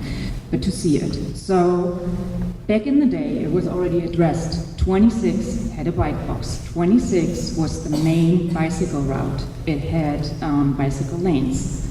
They were taken away to make it safer for bicyclists to go on 28th. It's a dedicated bikeway. I'm an avid biker. I used to be on my bike every day. Even though I live on 22nd, I go to 28th because it is indeed safer. We know we all make decisions that are not always rational. I remember when I was a kid coming out of school, I have places to go, right? And sometimes traffic is kind of not really in my mind. So I have a couple of questions. I'll make it fast, I swear. First off, now 26 is in the process of being looked at to being a green lane bike route. Also, TriMet is thinking about putting buses down 22nd. 5 years ago, 26 was not wide enough for a regular car and a bike. So how is this gonna work? Are we gonna also put bumpers in there? So 26 is really narrow. So it feels like we are just catching up from situation to situation to try to make something safer. And in the beginning of 2000s, it was already known that in 2035, with the influx of population in Portland, we will need 28 Powell-like boulevards through Portland to maintain the traffic. And I don't see anything happening that is actually addressing the big picture issue of increase in Portland traffic. We are talking about Powell Boulevard. It needs to be a big picture addressing that issue. And then to address the kids coming out of school, going to lunch, going home, wherever, have you thought about, instead of everything in addition to what you do with a street, putting on like rails around the corners, around Cleveland, so that kids get the physical barrier of, oh, I can't just run over the street, I can't just run after the bus and, avoid traffic. Those, what I see as very simple solutions that would make a huge difference. Thank you for everybody.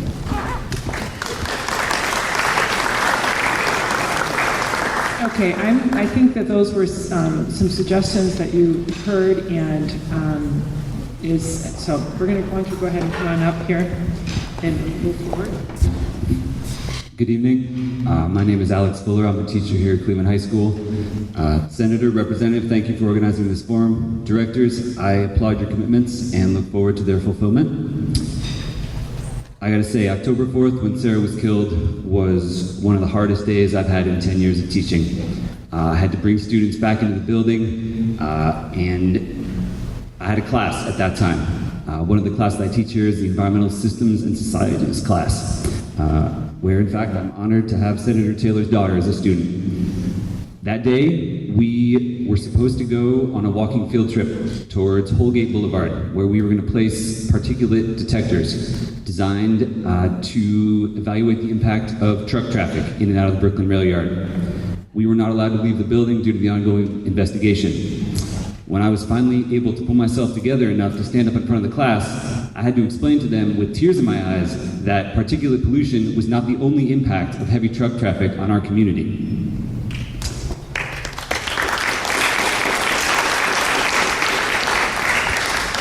I care deeply for our students and want them to be safe at school and in the neighborhood. I've been sharing updates and information with them and encouraging them to take action on this issue as well. Director Warner, I appreciate your mention of reevaluating 26 as a freight route, and my question is, what else can be done to address the larger issue of freight traffic in and out of the Brooklyn Rail Yard? Thank you. Thank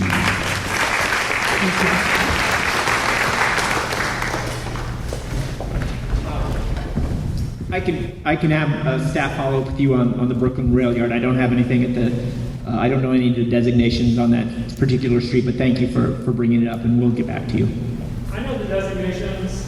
So 26 is designated as 4 out of 6 in freight classifications. It's not even critical or important. Freight that's coming out of the rail yard is supposed to be going down Holgate to McLaughlin. There's no reason for any freight traffic, especially not that side, to be using 26 ever in any capacity. I appreciate that, and okay, thank you. Okay, what I want to make certain is that when we say that, I want to make sure when people are connecting and getting questions answered. So can you, who is the person you're identifying, Director Warner? Is this, what is your name again?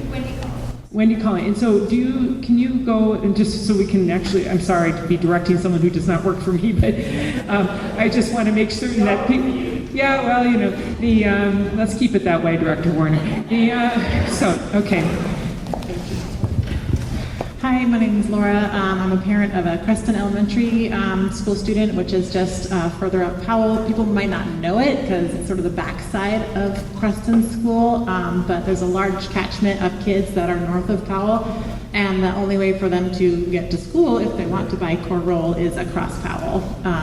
And so I guess I have a request. So I've seen all these plans. Yes, awesome.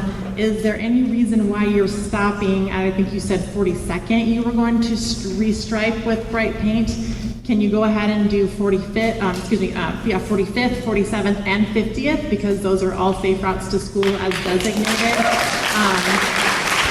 As designated by PBOT. And it would be simple, just roll the trucks on up and keep doing it, And I say that kind of as a boundary, maybe actually all the way through to 52nd, because once you get east of 52nd, there actually are more traffic calming devices on Powell, like those center, whatever they are, lanes, although people still go way too fast. So it's an easy request, I think, and our community would greatly appreciate it. Thank you. Are you hearing the request? You can give me are you pointing to? Okay, so Lindsay, okay. Yeah, so I'm hearing that that's going to be a possibility, or is that a yes, we're going to do that, or is that a yes, it's a possibility? Okay, so Lindsay Baker, can you go find her now and connect with her, please, so we can, from Creston, that would be great, please. Sorry, I feel very bossing everyone around, but this is how I got to get things done, Hi, my name is Kris Strickler. I'm the chair of the Hospital Abernathy neighborhood, which is the neighborhood that we are in now. All of you, and probably you too, have heard from me in the last 6 months about various issues, mostly transportation related. I'm just going to kind of run down a couple. I want to just address some points. I don't have any real questions, but just some points to each of you. Just starting with TriMet. The idea of running buses down a major bicycle corridor through Ladd's Addition makes me very uneasy. And also that service would not be an adequate replacement for the number 10 bus, which goes downtown, because the number 70 does not go downtown. It actually goes somewhere else. So a bus stop for a bus stop's sake is not it doesn't matter. So that'll be one thing. For ODOT, I've lived in this neighborhood since 1992. Both of my kids came through this school. My wife still volunteers here several times a week. I volunteered here a fair bit. I know the neighborhood very well. I know Powell very well, and I've been involved in this is at least the third, if not the fourth, major safety concern time that ODOT has been in a room answering to the community for the lack of safety on the facility. I hope this time is different. I hope this time, I heard some things tonight that you were not willing to do in the past, like lower the speed limit and the school zone, but, the proof will be in the pudding, and you don't really have a very good history in terms of making the street better. In terms of, for PBOT, just a couple of things. One is that I'm happy to hear that you're going to restore the green bike box to 26th. However, the bike lanes on that street are still well below standard. I'm sure you're aware of that. And I don't think there's anything you can do. You can take the parking off in order to provide more room for bike lanes. But the reality is that's going to be a dangerous intersection for cyclists, no matter what you do. And there is a funded transportation improvement plan project to improve 21st from Gladstone to Clinton, and I would highly encourage that you to look into that and to actually implement it. I know why cyclists don't use 28th and why they still stay on 26th. I believe that they would use 21st if 21st were a safer facility, and that might be a way to kind of disentangle some of the entanglements. The other thing is, it was someone alluded to earlier. I don't know if there's a B in here. The other thing that somebody alluded to earlier is the traffic from the Union Pacific rail yard. They really need to not be sending trucks up 26th or 21st or 22nd, which most of their trucks do go onto McLaughlin and onto Holgate, and I think you really need to work with them to make sure that they don't continue using these facilities here. So those would be my major comments. Thanks.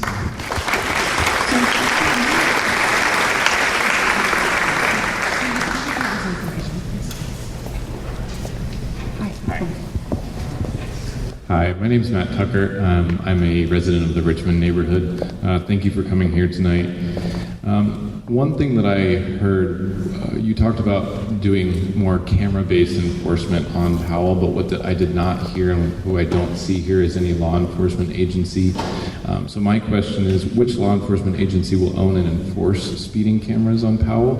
And the follow-up to that is, has their leadership agreed to quickly processing and actually enforcing observed violations? And is there any prioritization of action against vehicles with no visible plates, all of which I'm seeing as problems?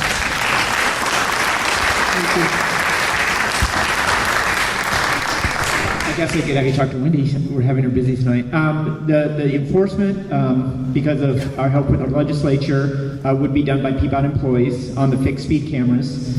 And so it's the normal process. We would issue the citation, it would go to the courts and go through the regular process. So that's how it works on the fixed speed cameras.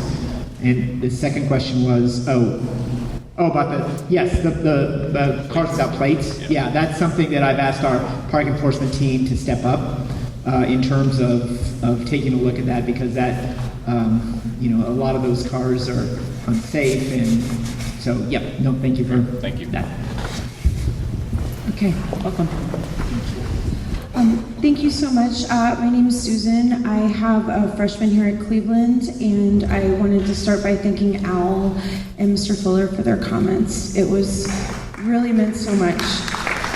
And my daughter was with Al during the lunch that became a senseless and painful tragedy with so much trauma for so many teenagers, so many staff members.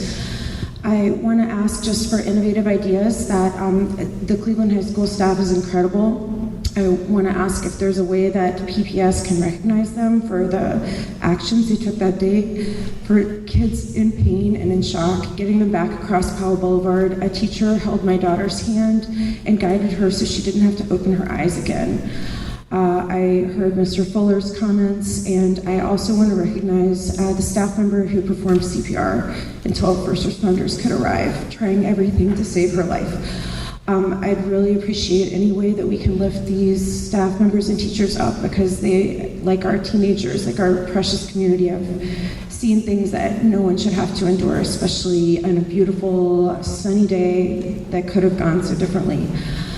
So for the lunch period, it's open lunch for those who aren't familiar or not in the Cleveland community. Any ideas that we could keep our kids safe? Any ideas that don't tax staff members further, but that keep these crosswalks absolutely accessible for kids who may want to go to Burgerville or McDonald's and may want to cross to Powell Park, as my daughter did, although she hasn't gone back since.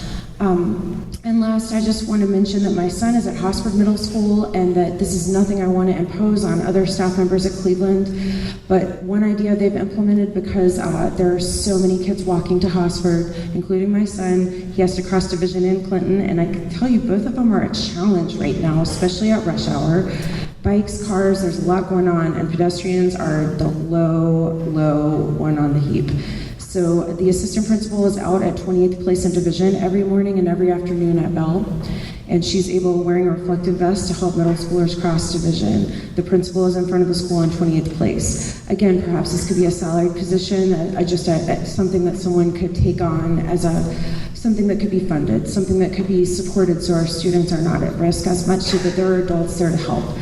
And I really appreciate any innovative ideas, and I just want to thank everyone for participating tonight. It has meant so much to feel less alone and less sad at what so many of these kids and the deep loss that our community has gone through. So thank you.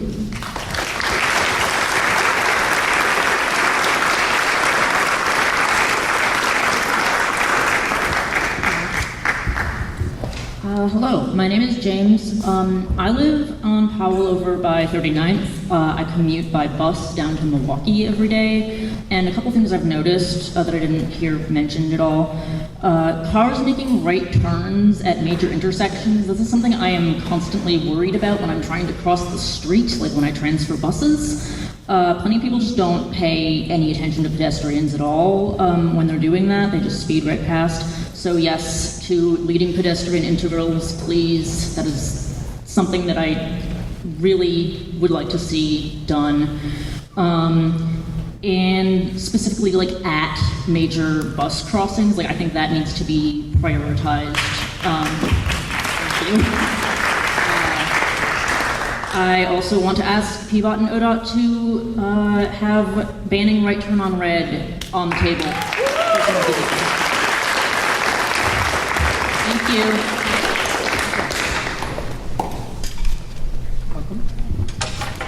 Hi, my name is Emily Geis. I live in the Foster Powell neighborhood. I'm actually one of your constituents. And so I have to cross Powell almost every day to go shopping, to get to appointments, to go to work, and it's extremely deadly. I moved to the neighborhood about 4 years ago, and every time I cross Powell, I am thankful to get to the other side alive. So one comment I want to make, the lane reallocation is extremely important. One of the biggest problems with Powell is that there are 4 lanes, and one lane may stop for you when you are crossing, but then a driver in the other lane will go around and try to hit you. This happened to me 2 weeks ago at a marked crossing to go across Powell. Another question that I have for ODOT is I've heard a lot of talk about kind of managing traffic, but I haven't heard a lot of talk about how you will reduce traffic on Powell. Just because there are 40,000 cars today does not mean that there need to be 40,000 cars driving in the future. So my question, Director Strickland, is how will you reduce car volumes on Powell?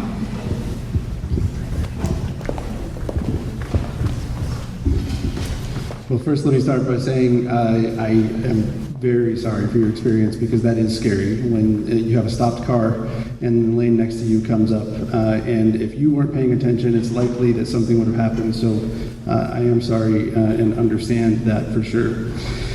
When it comes to reducing trips on Powell, I will tell you that there's a lot of business and a lot of use on Powell. So we have instructed our team, and this is why it's a collective instruction, to really look at not just these intermediate things. So we mentioned that we've got the immediate, the short-term, and the longer-term potential solutions. One of those is to look at ways to reduce the number of trips on Powell, period. Slow them down, reduce the number of trips. Now, I will tell you, in some cases, they will go other places, and so we have to make sure that we're not introducing safety incidents elsewhere in the system by doing so that we can't mitigate. And so that's one of the things that we have to consider. But yes, we're doing our best to try and reduce the level and number of people on Powell is one of the goals. Yeah. Yes, thank you. Okay, so folks, we're 7:45. I was hoping, we were planning around 2 hours. So try to make your comments a little shorter if possible. I apologize for that, but this is all about fairness so that everyone gets an opportunity. Welcome. Hi, my name is Sean. This is for Kris. The reason I came tonight, Warner. I heard your interview on OPB this week, or last week, and that's why I showed up. Part of it blew my mind how much, you said millions of dollars to improve Powell. When there are so many, I've lived in Portland since 1998, there are so many problems in Portland. To think of one street soaking up millions and millions of dollars. And the other comment is, as someone who has worked in a lot of different capacities in Portland, we are losing these arterial roads. Foster went from 4 lanes down to 2. if we do that to Powell, people, you're impacting businesses. You know, a lot of people are like, well, we don't want these big trucks. Well, I want to see a bicycle deliver pallets. We are killing business. Pardon? I mean, you know, I realize I am probably an unpopular voice here, but at the same time, how many people here are working class or poor? Raise your hand. Look at the rest. I mean, just that is an important part because that's most of who's using these roads and driving. The people on bikes are not for the most part, are not working class poor. The working class. Yes, it is. Ask that question. What about the bus? See, and I knew this was going to happen, so why don't you all just listen to a different point of view? That's part of the problem with politics, is nobody wants to listen. Stay. Okay, we have to have some ground rules. I would like that if when a person speaks, that they are able to finish what they have to say. And if you would like to speak, you are welcome to get into line. We have to have a level of decorum here, and we have to be able to treat each other with respect. Did you have anything else you would like to say, sir? Kris, what was the millions that you quoted for development on Powell? Thank you.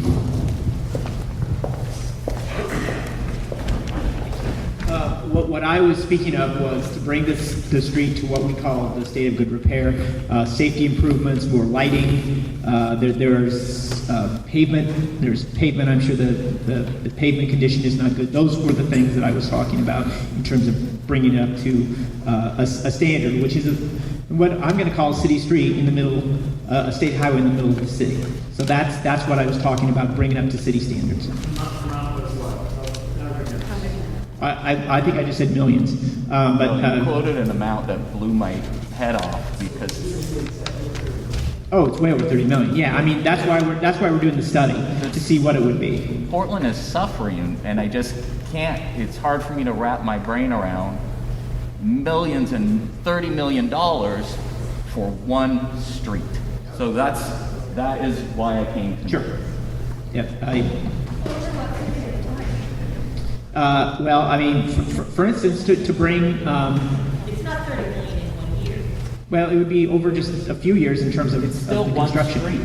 Yeah, for 82nd Avenue, for instance, it's 185 million to bring it up to the state of good repair. Until you hear about ODOT on I-5. If somebody could help the audience find, there is an exhaustive study that was done. You can find it on the internet. I'm not the most able in telling you where to search for it, but I know there's ODOT staff here. You can see the study, and it breaks down the detail, the crime, all that stuff, and explains why it costs so much.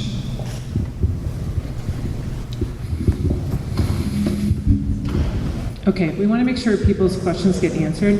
And so, yes, it's these Powell, remember, well, first of all, Powell goes across the entire state of Oregon, but also this is a very long stretch that we're talking about. We're not talking just about the Cleveland High School intersection. And 82nd Avenue also went for how many blocks? Approximately? How many blocks was 82nd Avenue? 7 miles. I mean, so that's why $120 million. I mean, so just want to make sure we're understanding the context of all of this. So, welcome. Hi, my name is Estelle Morley. Some of you may have already heard this statement, but I moved to Portland in 2009 to challenge myself to get rid of my vehicle, where I rely solely on cycling and public transit. In July of 2021, I was hit, thrown from my bicycle 30 feet, and killed by vehicular violence, which could have been avoided with safer streets. Every day now, I grieve the loss of the life I would have had I not been severely and profoundly injured. I now live with multiple acquired disabilities as a result of unsafe roads.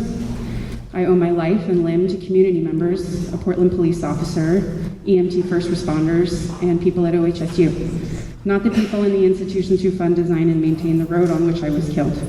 In fact, the redesign of the roads at the intersection where I was hit caused a driver to act erratically, which did kill me violently. I was only saved because of the tourniquet applied by PPB and the CPR performed by EMTs, not once, but twice. If it wasn't for them, there would be at least one bike death statistic for 2021, and that would have been me. But that's just me. What about the 8 cyclists that were seriously injured in 2019, or the 15 in 2018? How many of them died on the streets of Portland and Multnomah County only to be revived by first responders? How many of them have to mourn the lives they no longer get to live because of an acquired physical or mental disability? Having zero deaths is not a statistic that you get to be proud of. It's a statistic that the first responders get to be proud of. It's not a secret that transportation data is highly insufficient and takes an unreasonable amount of time to become available for official planners and the public. Question: how is data capturing near deaths of others like mine? In addition to the fact that it was the road that caused my death and first responders who saved me, the county also needs to know that there are complex and convoluted issues that arise from jurisdictional boundaries, which I know you know about. The particular intersection where I was hit and thrown and killed straddles Clackamas County, Multnomah County, the city of Portland, the city of Milwaukee, and has a train line running right through it, all of which endangers road users outside of vehicles. Plus, it muddies waters for funding and transportation planning and causes delays to progress in the carriage of justice. Another question: what is the county doing to better coordinate across jurisdictional boundaries in order to improve facilities for all? Lastly, PBOT and other Oregon jurisdictions have noted a growing backlog of maintenance projects, and while this backlog continues to grow,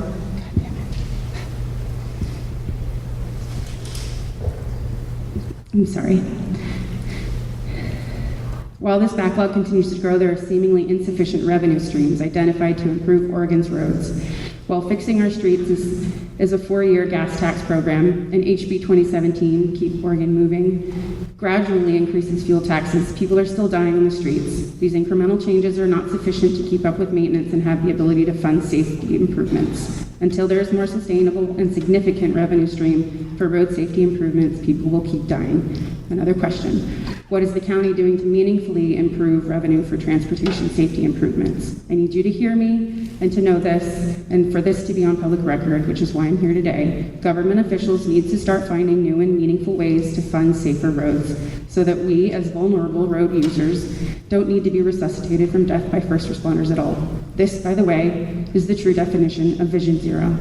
From my perspective, planners, designers, and maintainers have not properly been funded to do the work they want and to achieve Vision Zero, safe roads for even the most vulnerable road users. Thanks.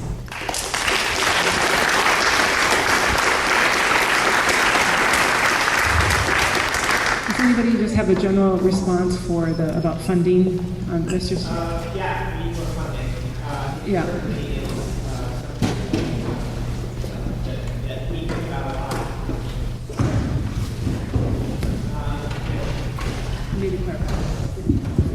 Well, yeah, it's the city. I mean, one of the issues that we're doing. I mean, our goal is to have people drive less and reuse the right of way. That is how we are funded, right? We're gas tax and parking revenue.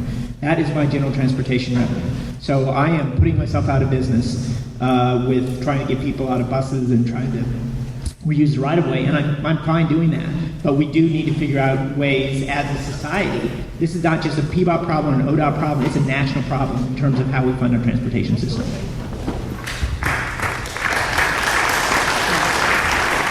Okay, welcome. Hi, my name is Claire Bloch. I've been a pedestrian and bike advocate here for about 6 years, and it feels a lot of the time like we're just talking into the void, screaming into the void, really. I was a blubbering mess here in line earlier because I've spent so many hours trying to get people to pay attention. I want to thank Representative Nose, who 6 months ago, when there was no crisis, listened to us and started trying to work on fixing Powell Boulevard. So thank you.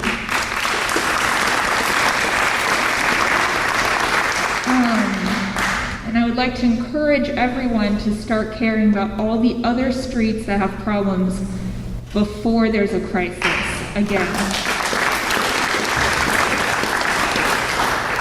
My question is for Kris Strickler. Can you tell us how many millions of dollars are being spent on the I-5 Rose Quarter Freeway expansion project? And why ODOT is choosing to do that project before implementing potentially cheaper options like congestion pricing? I'm going to go ahead and allow this to be answered, but let's try, that's obviously a reasonable question, but let's try to keep it to the subject of tonight, but thank you. First, let me say I'll be very brief, and then we can certainly talk more offline so that we can get to the other questioners. But I'll say we are working on that project as well as many other projects, quite frankly, and the needs in the region really demonstrate that all of these projects have that value to both the economy, moving people, moving freight, all of the things that are important to the overall health of the transportation system. As I mentioned before, I don't see it as an either or, but certainly we can talk more about that. The Rose Quarter project is over $1 billion in construction dollars, and it serves a lot of purposes. It is obviously the I-5 connection, but it's also reconnecting the community, and so it's really trying to knit back together elements of what our transportation system cut off years ago. Okay, well, obviously that's going to have a lot of public meetings about the Rose Quarter, so thank you. Welcome. Thank you. I'm David Binnig, and Superintendent Calvert had mentioned the 3 schools that are along the stretch of Powell, Cleveland here, Cruston, and Kellogg. And I'll have a daughter who I expect to start crossing Powell to attend Creston Elementary in a few years. I wanted to ask Director Strickler if you can confirm that the safety improvements and the camera-enforced 20-mile-per-hour speed zone will apply to all of those schools, to Cleveland, to Creston, and to Kellogg. And to schools on other roads. I'm less familiar with other areas, but I would hope that on all ODOT facilities. Thank you. The short answer is those immediate and short-term responses are for right out here, and this is our first place. But that's why we're establishing that task force that has our partner agencies at the table, and that's why our team is going to be working together to look at each and every one of those facilities to see where they fall within the risk, as well as what we can potentially fund going forward. And do you know whether you will apply speed zones to those schools? I can't say right now whether we would, because that's something for the team to discuss. Yeah. Okay, welcome. Hi, my name is Jennifer Price. I'm a parent of a student here and also a community member. And my question also has to do with school zones. I guess I find it surprising that that would be a question, whether all the schools would have a school zone. But my question is, with Cleveland, I'm glad to hear that there's going to be a school zone between 7 to 5. Can it be extended so that it accommodates students that are leaving from extracurricular activities and sports and track meets and all kinds of things like that? Because 5 does not, there's many students that will be leaving later, and also it's going to be in the fall and winter darker, rainier, which also increases risk. So that's my question. Thank you. Yeah. So is that a yes? I'm sorry. You're going to look, what was the answer is? I'm sorry, I didn't hear. Yes. Yeah, they're going to see if that's possible. So, again, my name is Kathleen Taylor, so I'm here to advocate. So if there's something, you can always contact me, and we're going to be having this work group, and I want to make certain that if you have things that you want to make certain you discuss, that you have a way in order to. So when we're talking about when the gentleman brought up the additional schools, so we can go ahead and make certain that all these things are continuing to be discussed. I mean, the point here tonight is for us to come together, and now we are going to be working towards action. So, sir. Hello, my name is Aaron, and I have a general comment to make, and I have a specific comment. Neither of them are really questions. I really appreciate getting to have this opportunity for us to have this conversation about what's a constant issue in our city and a constant issue at this intersection. I appreciate you coming and answering our questions and making prompt promises and some actions. I think this is a community issue, and we have these, you're standing here as figureheads to help us navigate this, but I think we all have solutions that are just as valid. We all have concerns, and really we own the safety of our city individually and collectively, and it's maybe not even in our best interest to say that it's up to ODOT to solve all these problems for us. We can solve these problems together. We can replace the people at ODOT if we need to. My son went to high school here. And he biked, of course, every day when he wasn't riding the bus.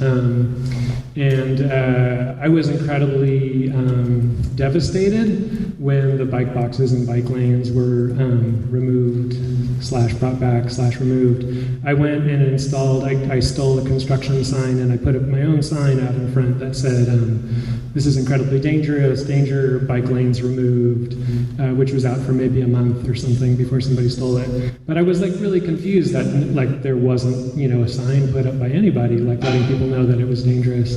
And we all knew it was so bad. And then it was interesting, ODOT at the time was like, well, we're going to do all these super expensive improvements for safety at the intersection. And what they did is they cut down all the trees that were lining the street, which is again the proposal as part of the solution here. And I understand daylighting and everything, but and then moved the children back further, created the crossing distance, made the crossing distance longer, which is incredibly expensive. And then this is the specific.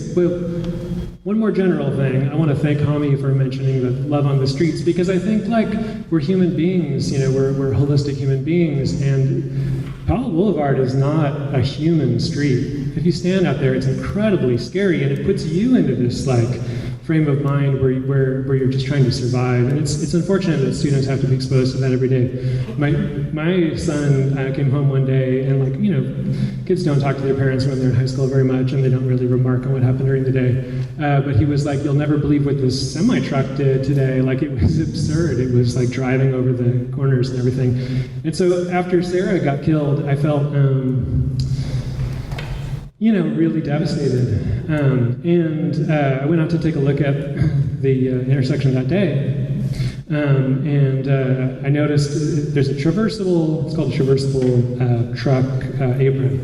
I understand what the goal of that is, to sort of reduce the turning radius in a pseudo sort of way. Cars are expected to obey the visual symbol of it, and trucks can drive right over it. And it was incredibly expensive to install that.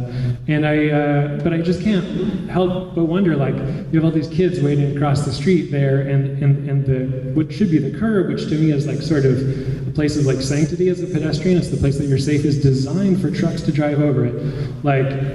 There's just some a discontinuity there that I don't quite understand. Now, in your proposal, you said that that's complete now. Now the turning radius is reduced and it's complete, and I understand the continental striping is put there. But I would say that since 26th is not an important truck route, even though it is used by trucks, according to the TSB, it's like I said, it's fourth in the sixth of fourth of six categories.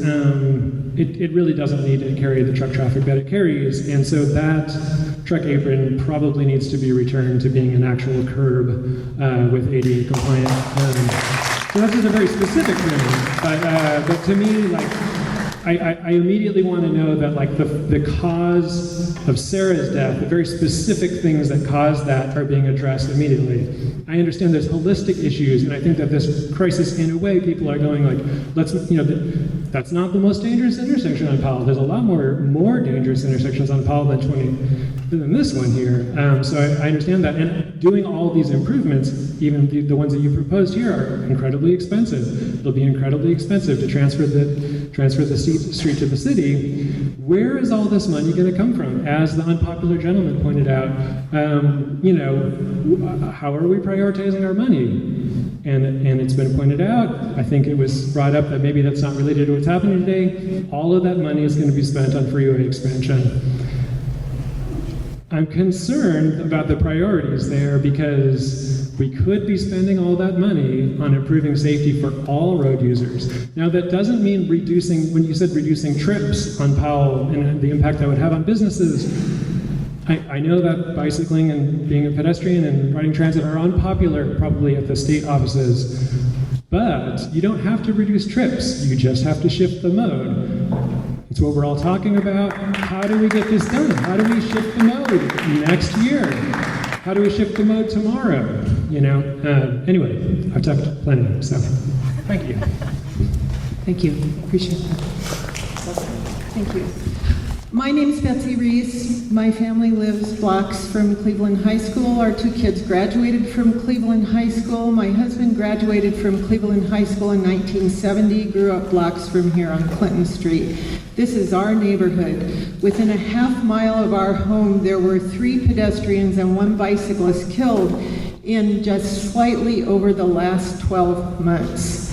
I have several points to address to both of the Chris's. I'd like to first acknowledge that you are actually here because I'm sorry to say from personal experience that not every state and not every big city do the dots and bots talk to grieving families or communities after roadway deaths. And they do here in Portland, and we do appreciate that you're here.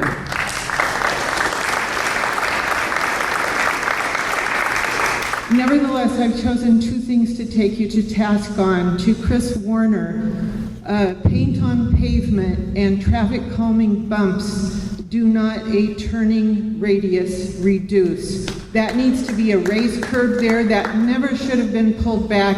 ODOT bought new public right-of-way in order to create a bigger space for students to stand, and in the end, what we got was a shaved-off curve that encourages all forms of motor vehicle traffic, including cars, motorcycles, etc., to whip around that corner. We need a curb reinstated there. When I saw on the graphic that you listed the tightening of that turning radius as completed, it's not completed. We want to raise curb. Point number 2. When ODOT gave their community input sessions on the so-called Safer Powell Boulevard project from 20th to 34th, they led the community to believe they had the approval of the city urban forestry to cut down 26 trees. Community members pushed back on that. It became a big deal. The city attorney got involved, and it was established that the city, in fact, had jurisdiction over those trees, and that Title 11 tree code protected those trees, and that ODOT needed city permits to take those trees down, and they only allowed 6 trees to be removed. 2 years later, when the project was done, 17 trees were cut down in a 14-block stretch. And if Powell is unfriendly to pedestrians, cutting down mature trees makes it more unfriendly. You have cut down trees not to save lives, not to improve visibility, but because nobody, city or state, wanted to bother to enforce the cutting back of suckers and weeds at the base of trees and the limbing up of trees. Routine tree maintenance that we have a tree code that specifies that.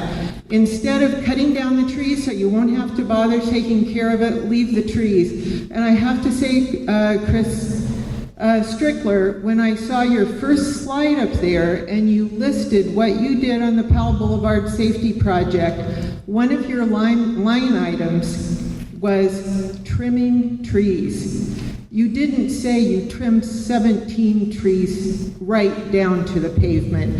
That is further leaving the public with a false impression, and it makes me have a difficult time believing anything else that you're saying here. Thank you. Thank you. Thank you for coming.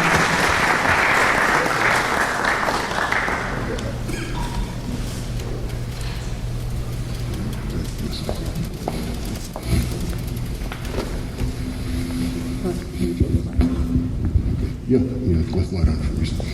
Yeah, hey, I'm Joe Baker. I live at Steele at 28th, so I have to cross Powell all the time, and I don't go across on 26 because it's not safe.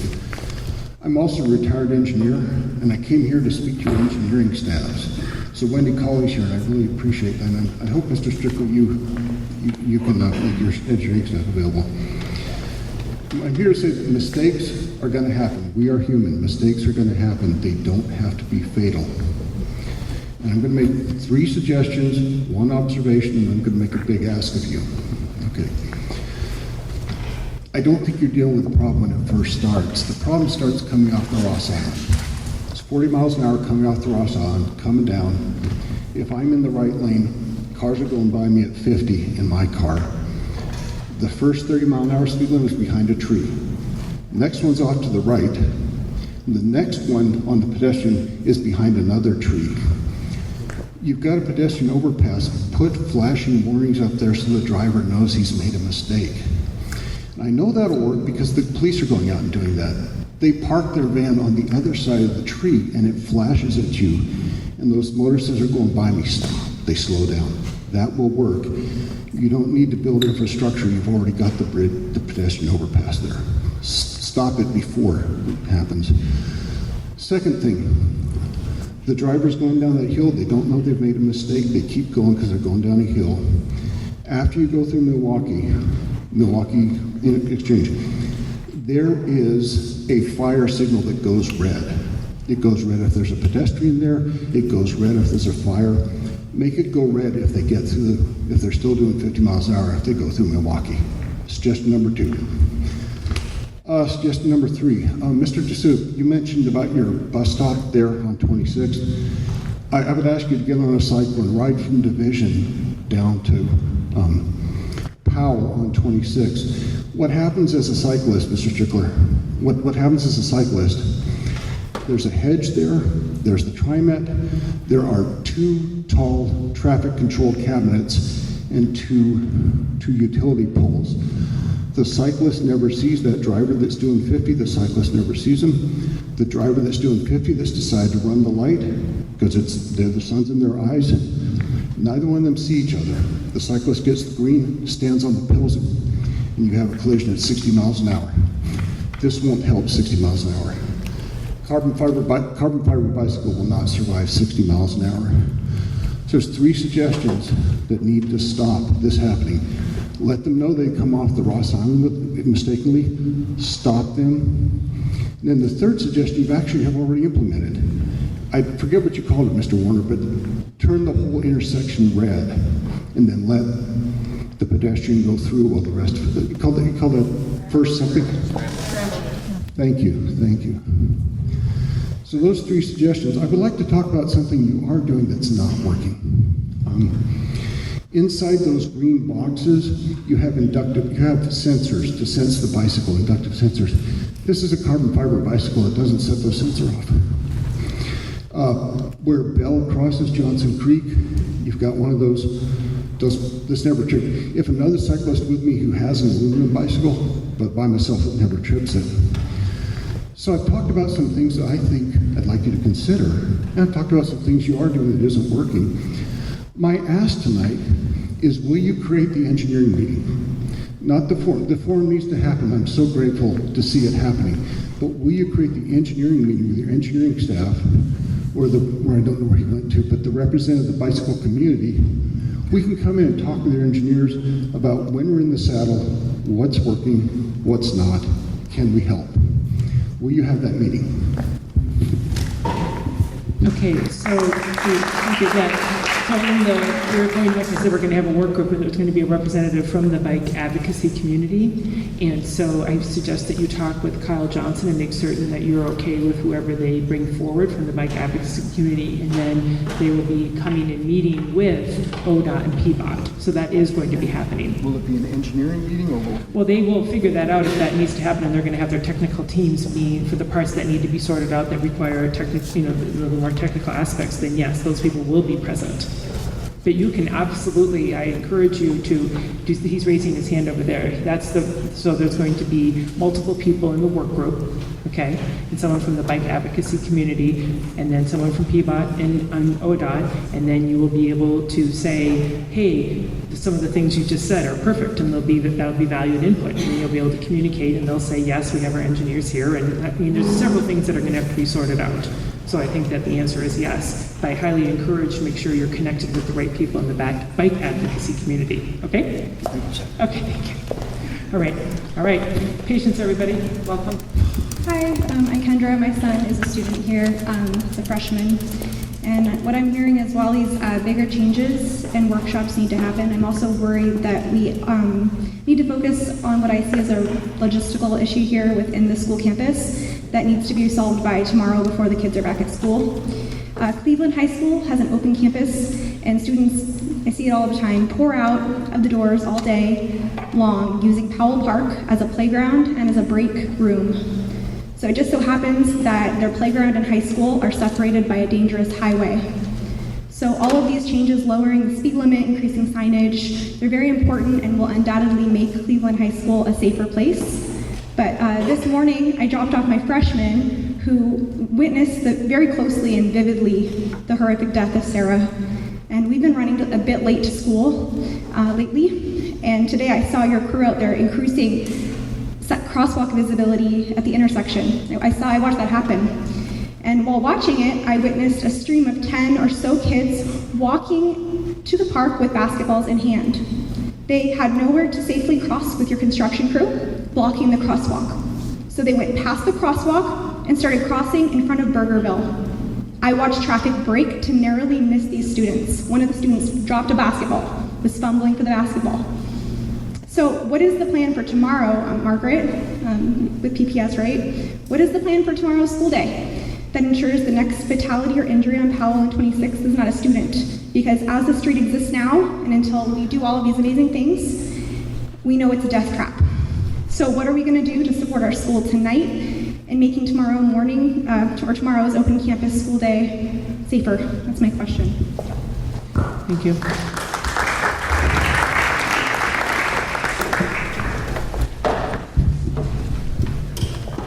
I just lost where Kendra went.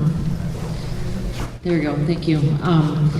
So I think that there are a couple things that I just want to say about coming to school. The process of, I just want to reiterate that the commitment is to really work towards safe routes to schools.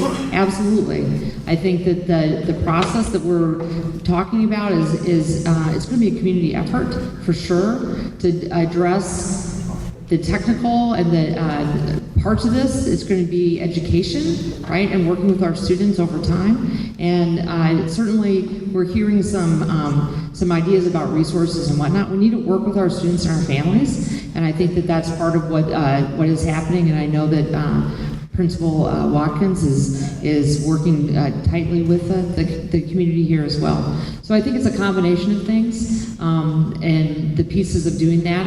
What we have done, and I know I've been here at various parts of time, and I've heard an earlier suggestion around what types of resources can we provide to help support, what does that look like? And I think that we need to explore that with the school and with families and students here.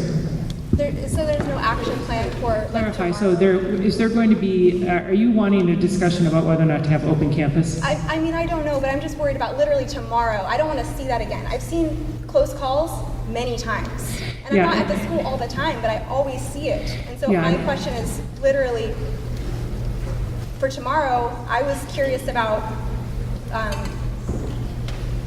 adult presence and just kind of when the students are pouring out during class time, and I'm just...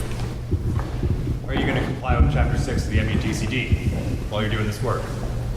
Right, go look at the temporary traffic control guidelines. Clearly they weren't being adhered to today, right, if the crossing was unavailable for students. That's another point that I was thinking about this morning that was directed towards ODOT. So I think there are two things. One, and I certainly will have a conversation with the administrative team here. As kids arrive to school, like there's concerted times and efforts, and I'm hearing what you're saying is that this is at multiple times throughout the school day. The reality, right, that we're working with schools is about getting kids into school, and they're at specific times throughout the day. How we're working and navigating, outside of the school buildings it's to keep kids in class, and that is what we as educators are going to work to do is to make sure that we have kids engaged in school. The pieces about are we at the travel times? We're increasing some of the pieces around the travel times, arriving at school, leaving school, and then also at lunch. But really the big emphasis for us is going to bring kids into school and keep them in school. That is, as educators, is what we need to focus on.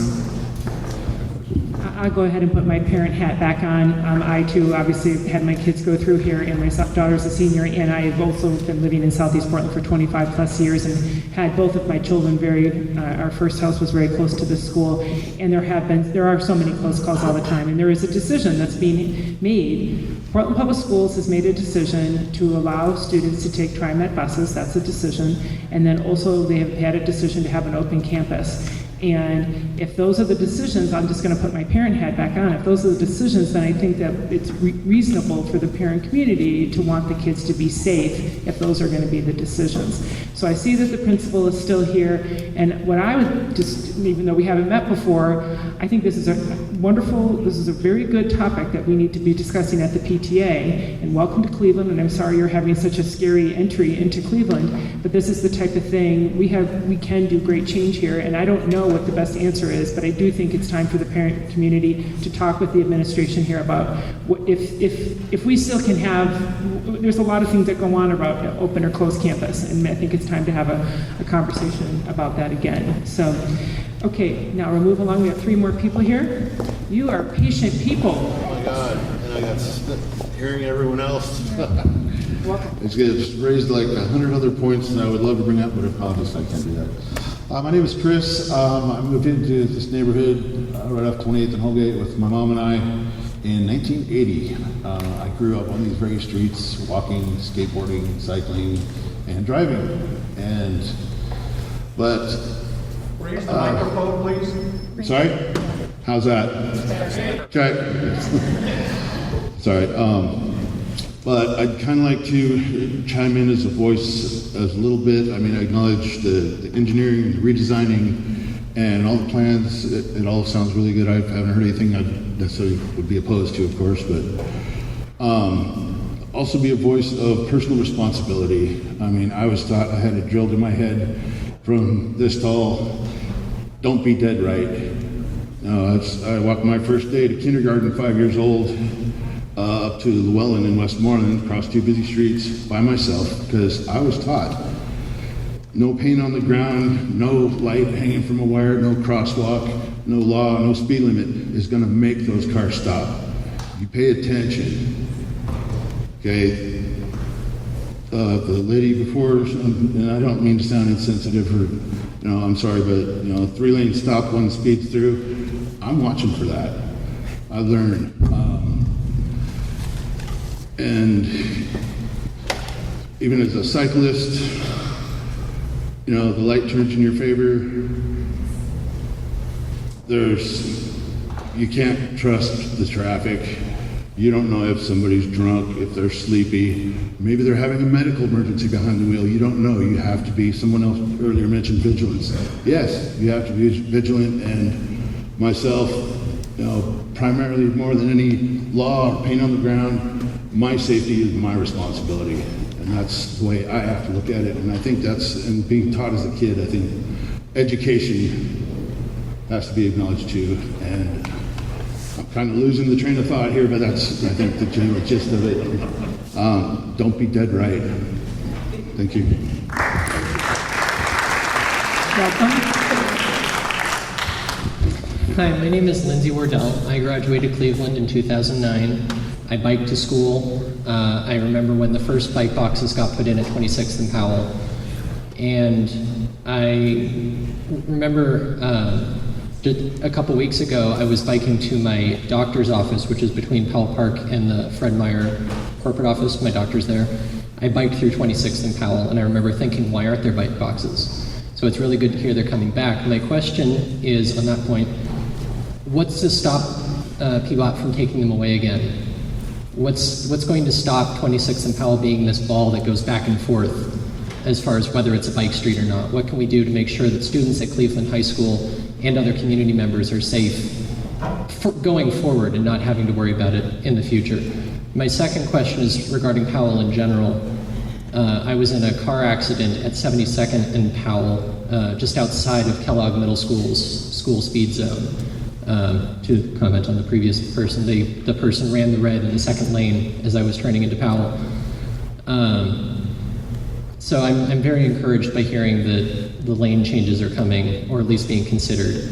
But to the point for now, what can we do to help educate drivers that the speed limits have changed, that we're adding all of this signage, we're adding this feedback, but I remember when they changed the speeds on Powell to 30 miles an hour and people are still going 40, 45.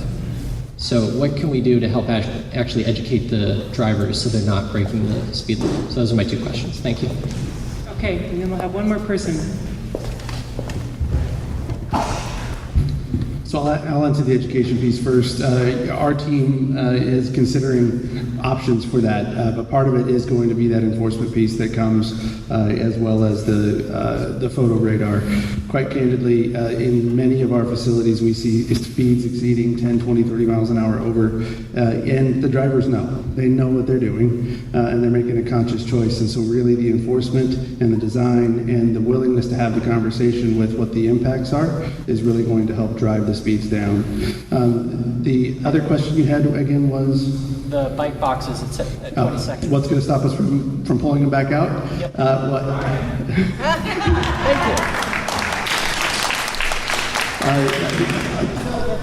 That's right. And I am as well. So as long as I'm here, we're going to have the bike boxes there. Thank you. You're the last one. All right, this is it.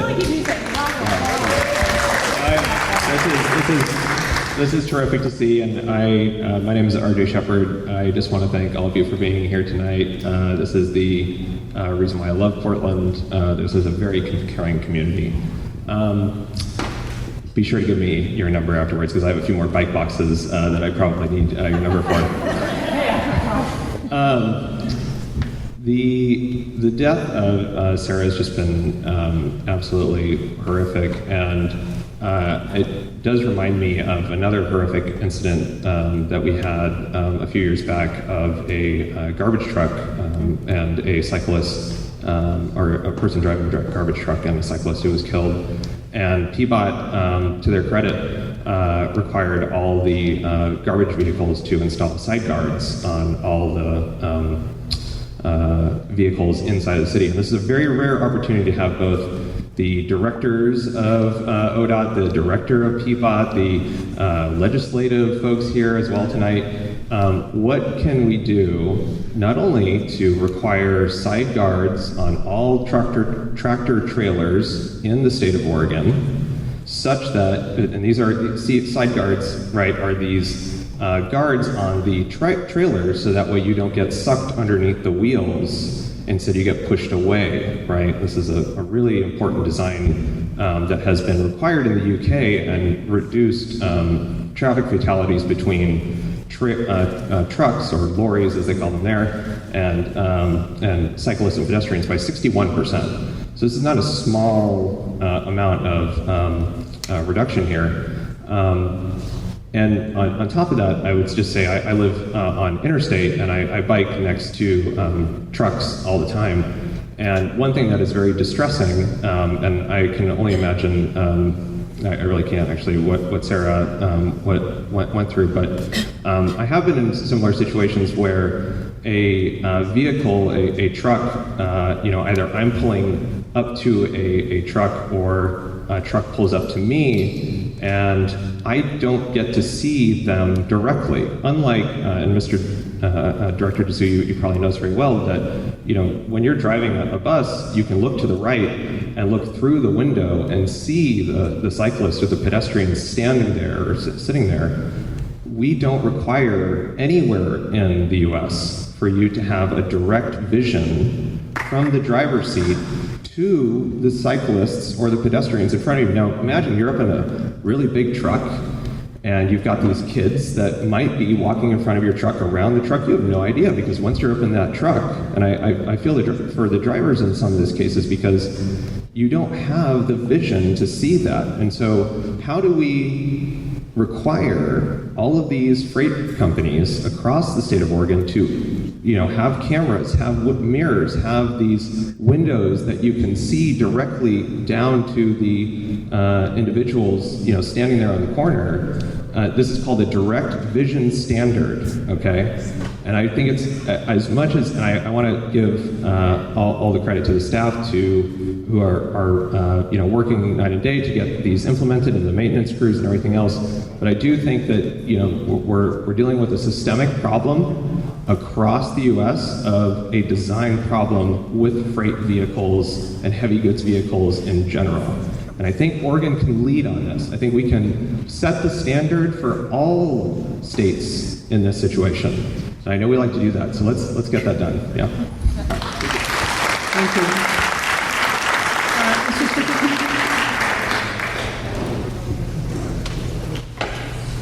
We'll be wrapping up. Yeah, so as it relates to what our authority and capability is right now, I think it is federal. That said, we were just whispering to each other that we could certainly talk about what the current regulations are and what options might exist. I thought that was a really interesting point. I want to thank everybody for coming, and I am amazed. Representative Noss and I go to a lot of forums, and this is obviously people care a lot about this subject, because to have this many people stay this long, it's incredible. I meant what I said before is that we need to keep this momentum going.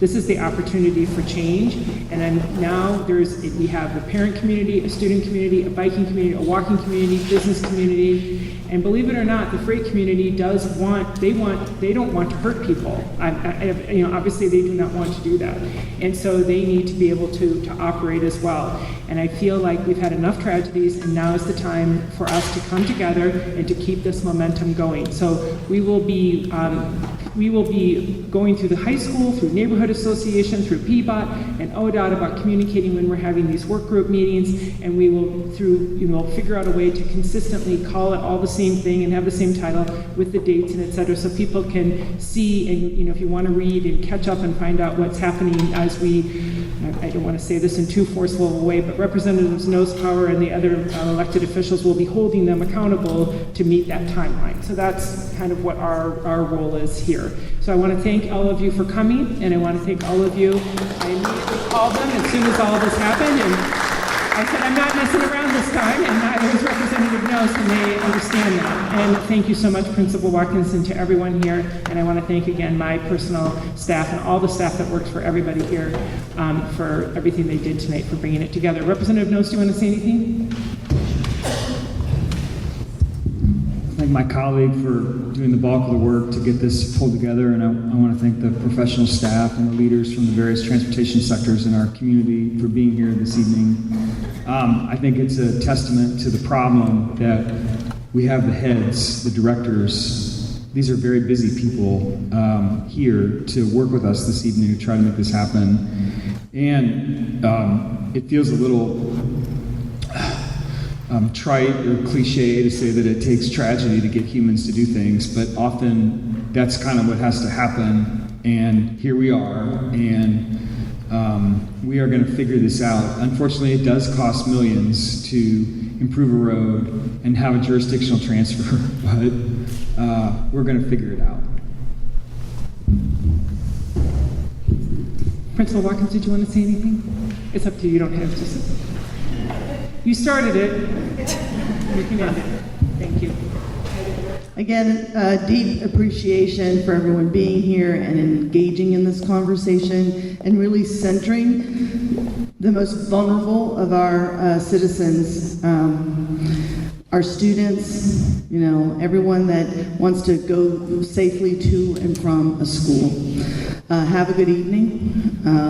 And I think if there are any parents that have any specific questions for me, I'll be here for a little bit.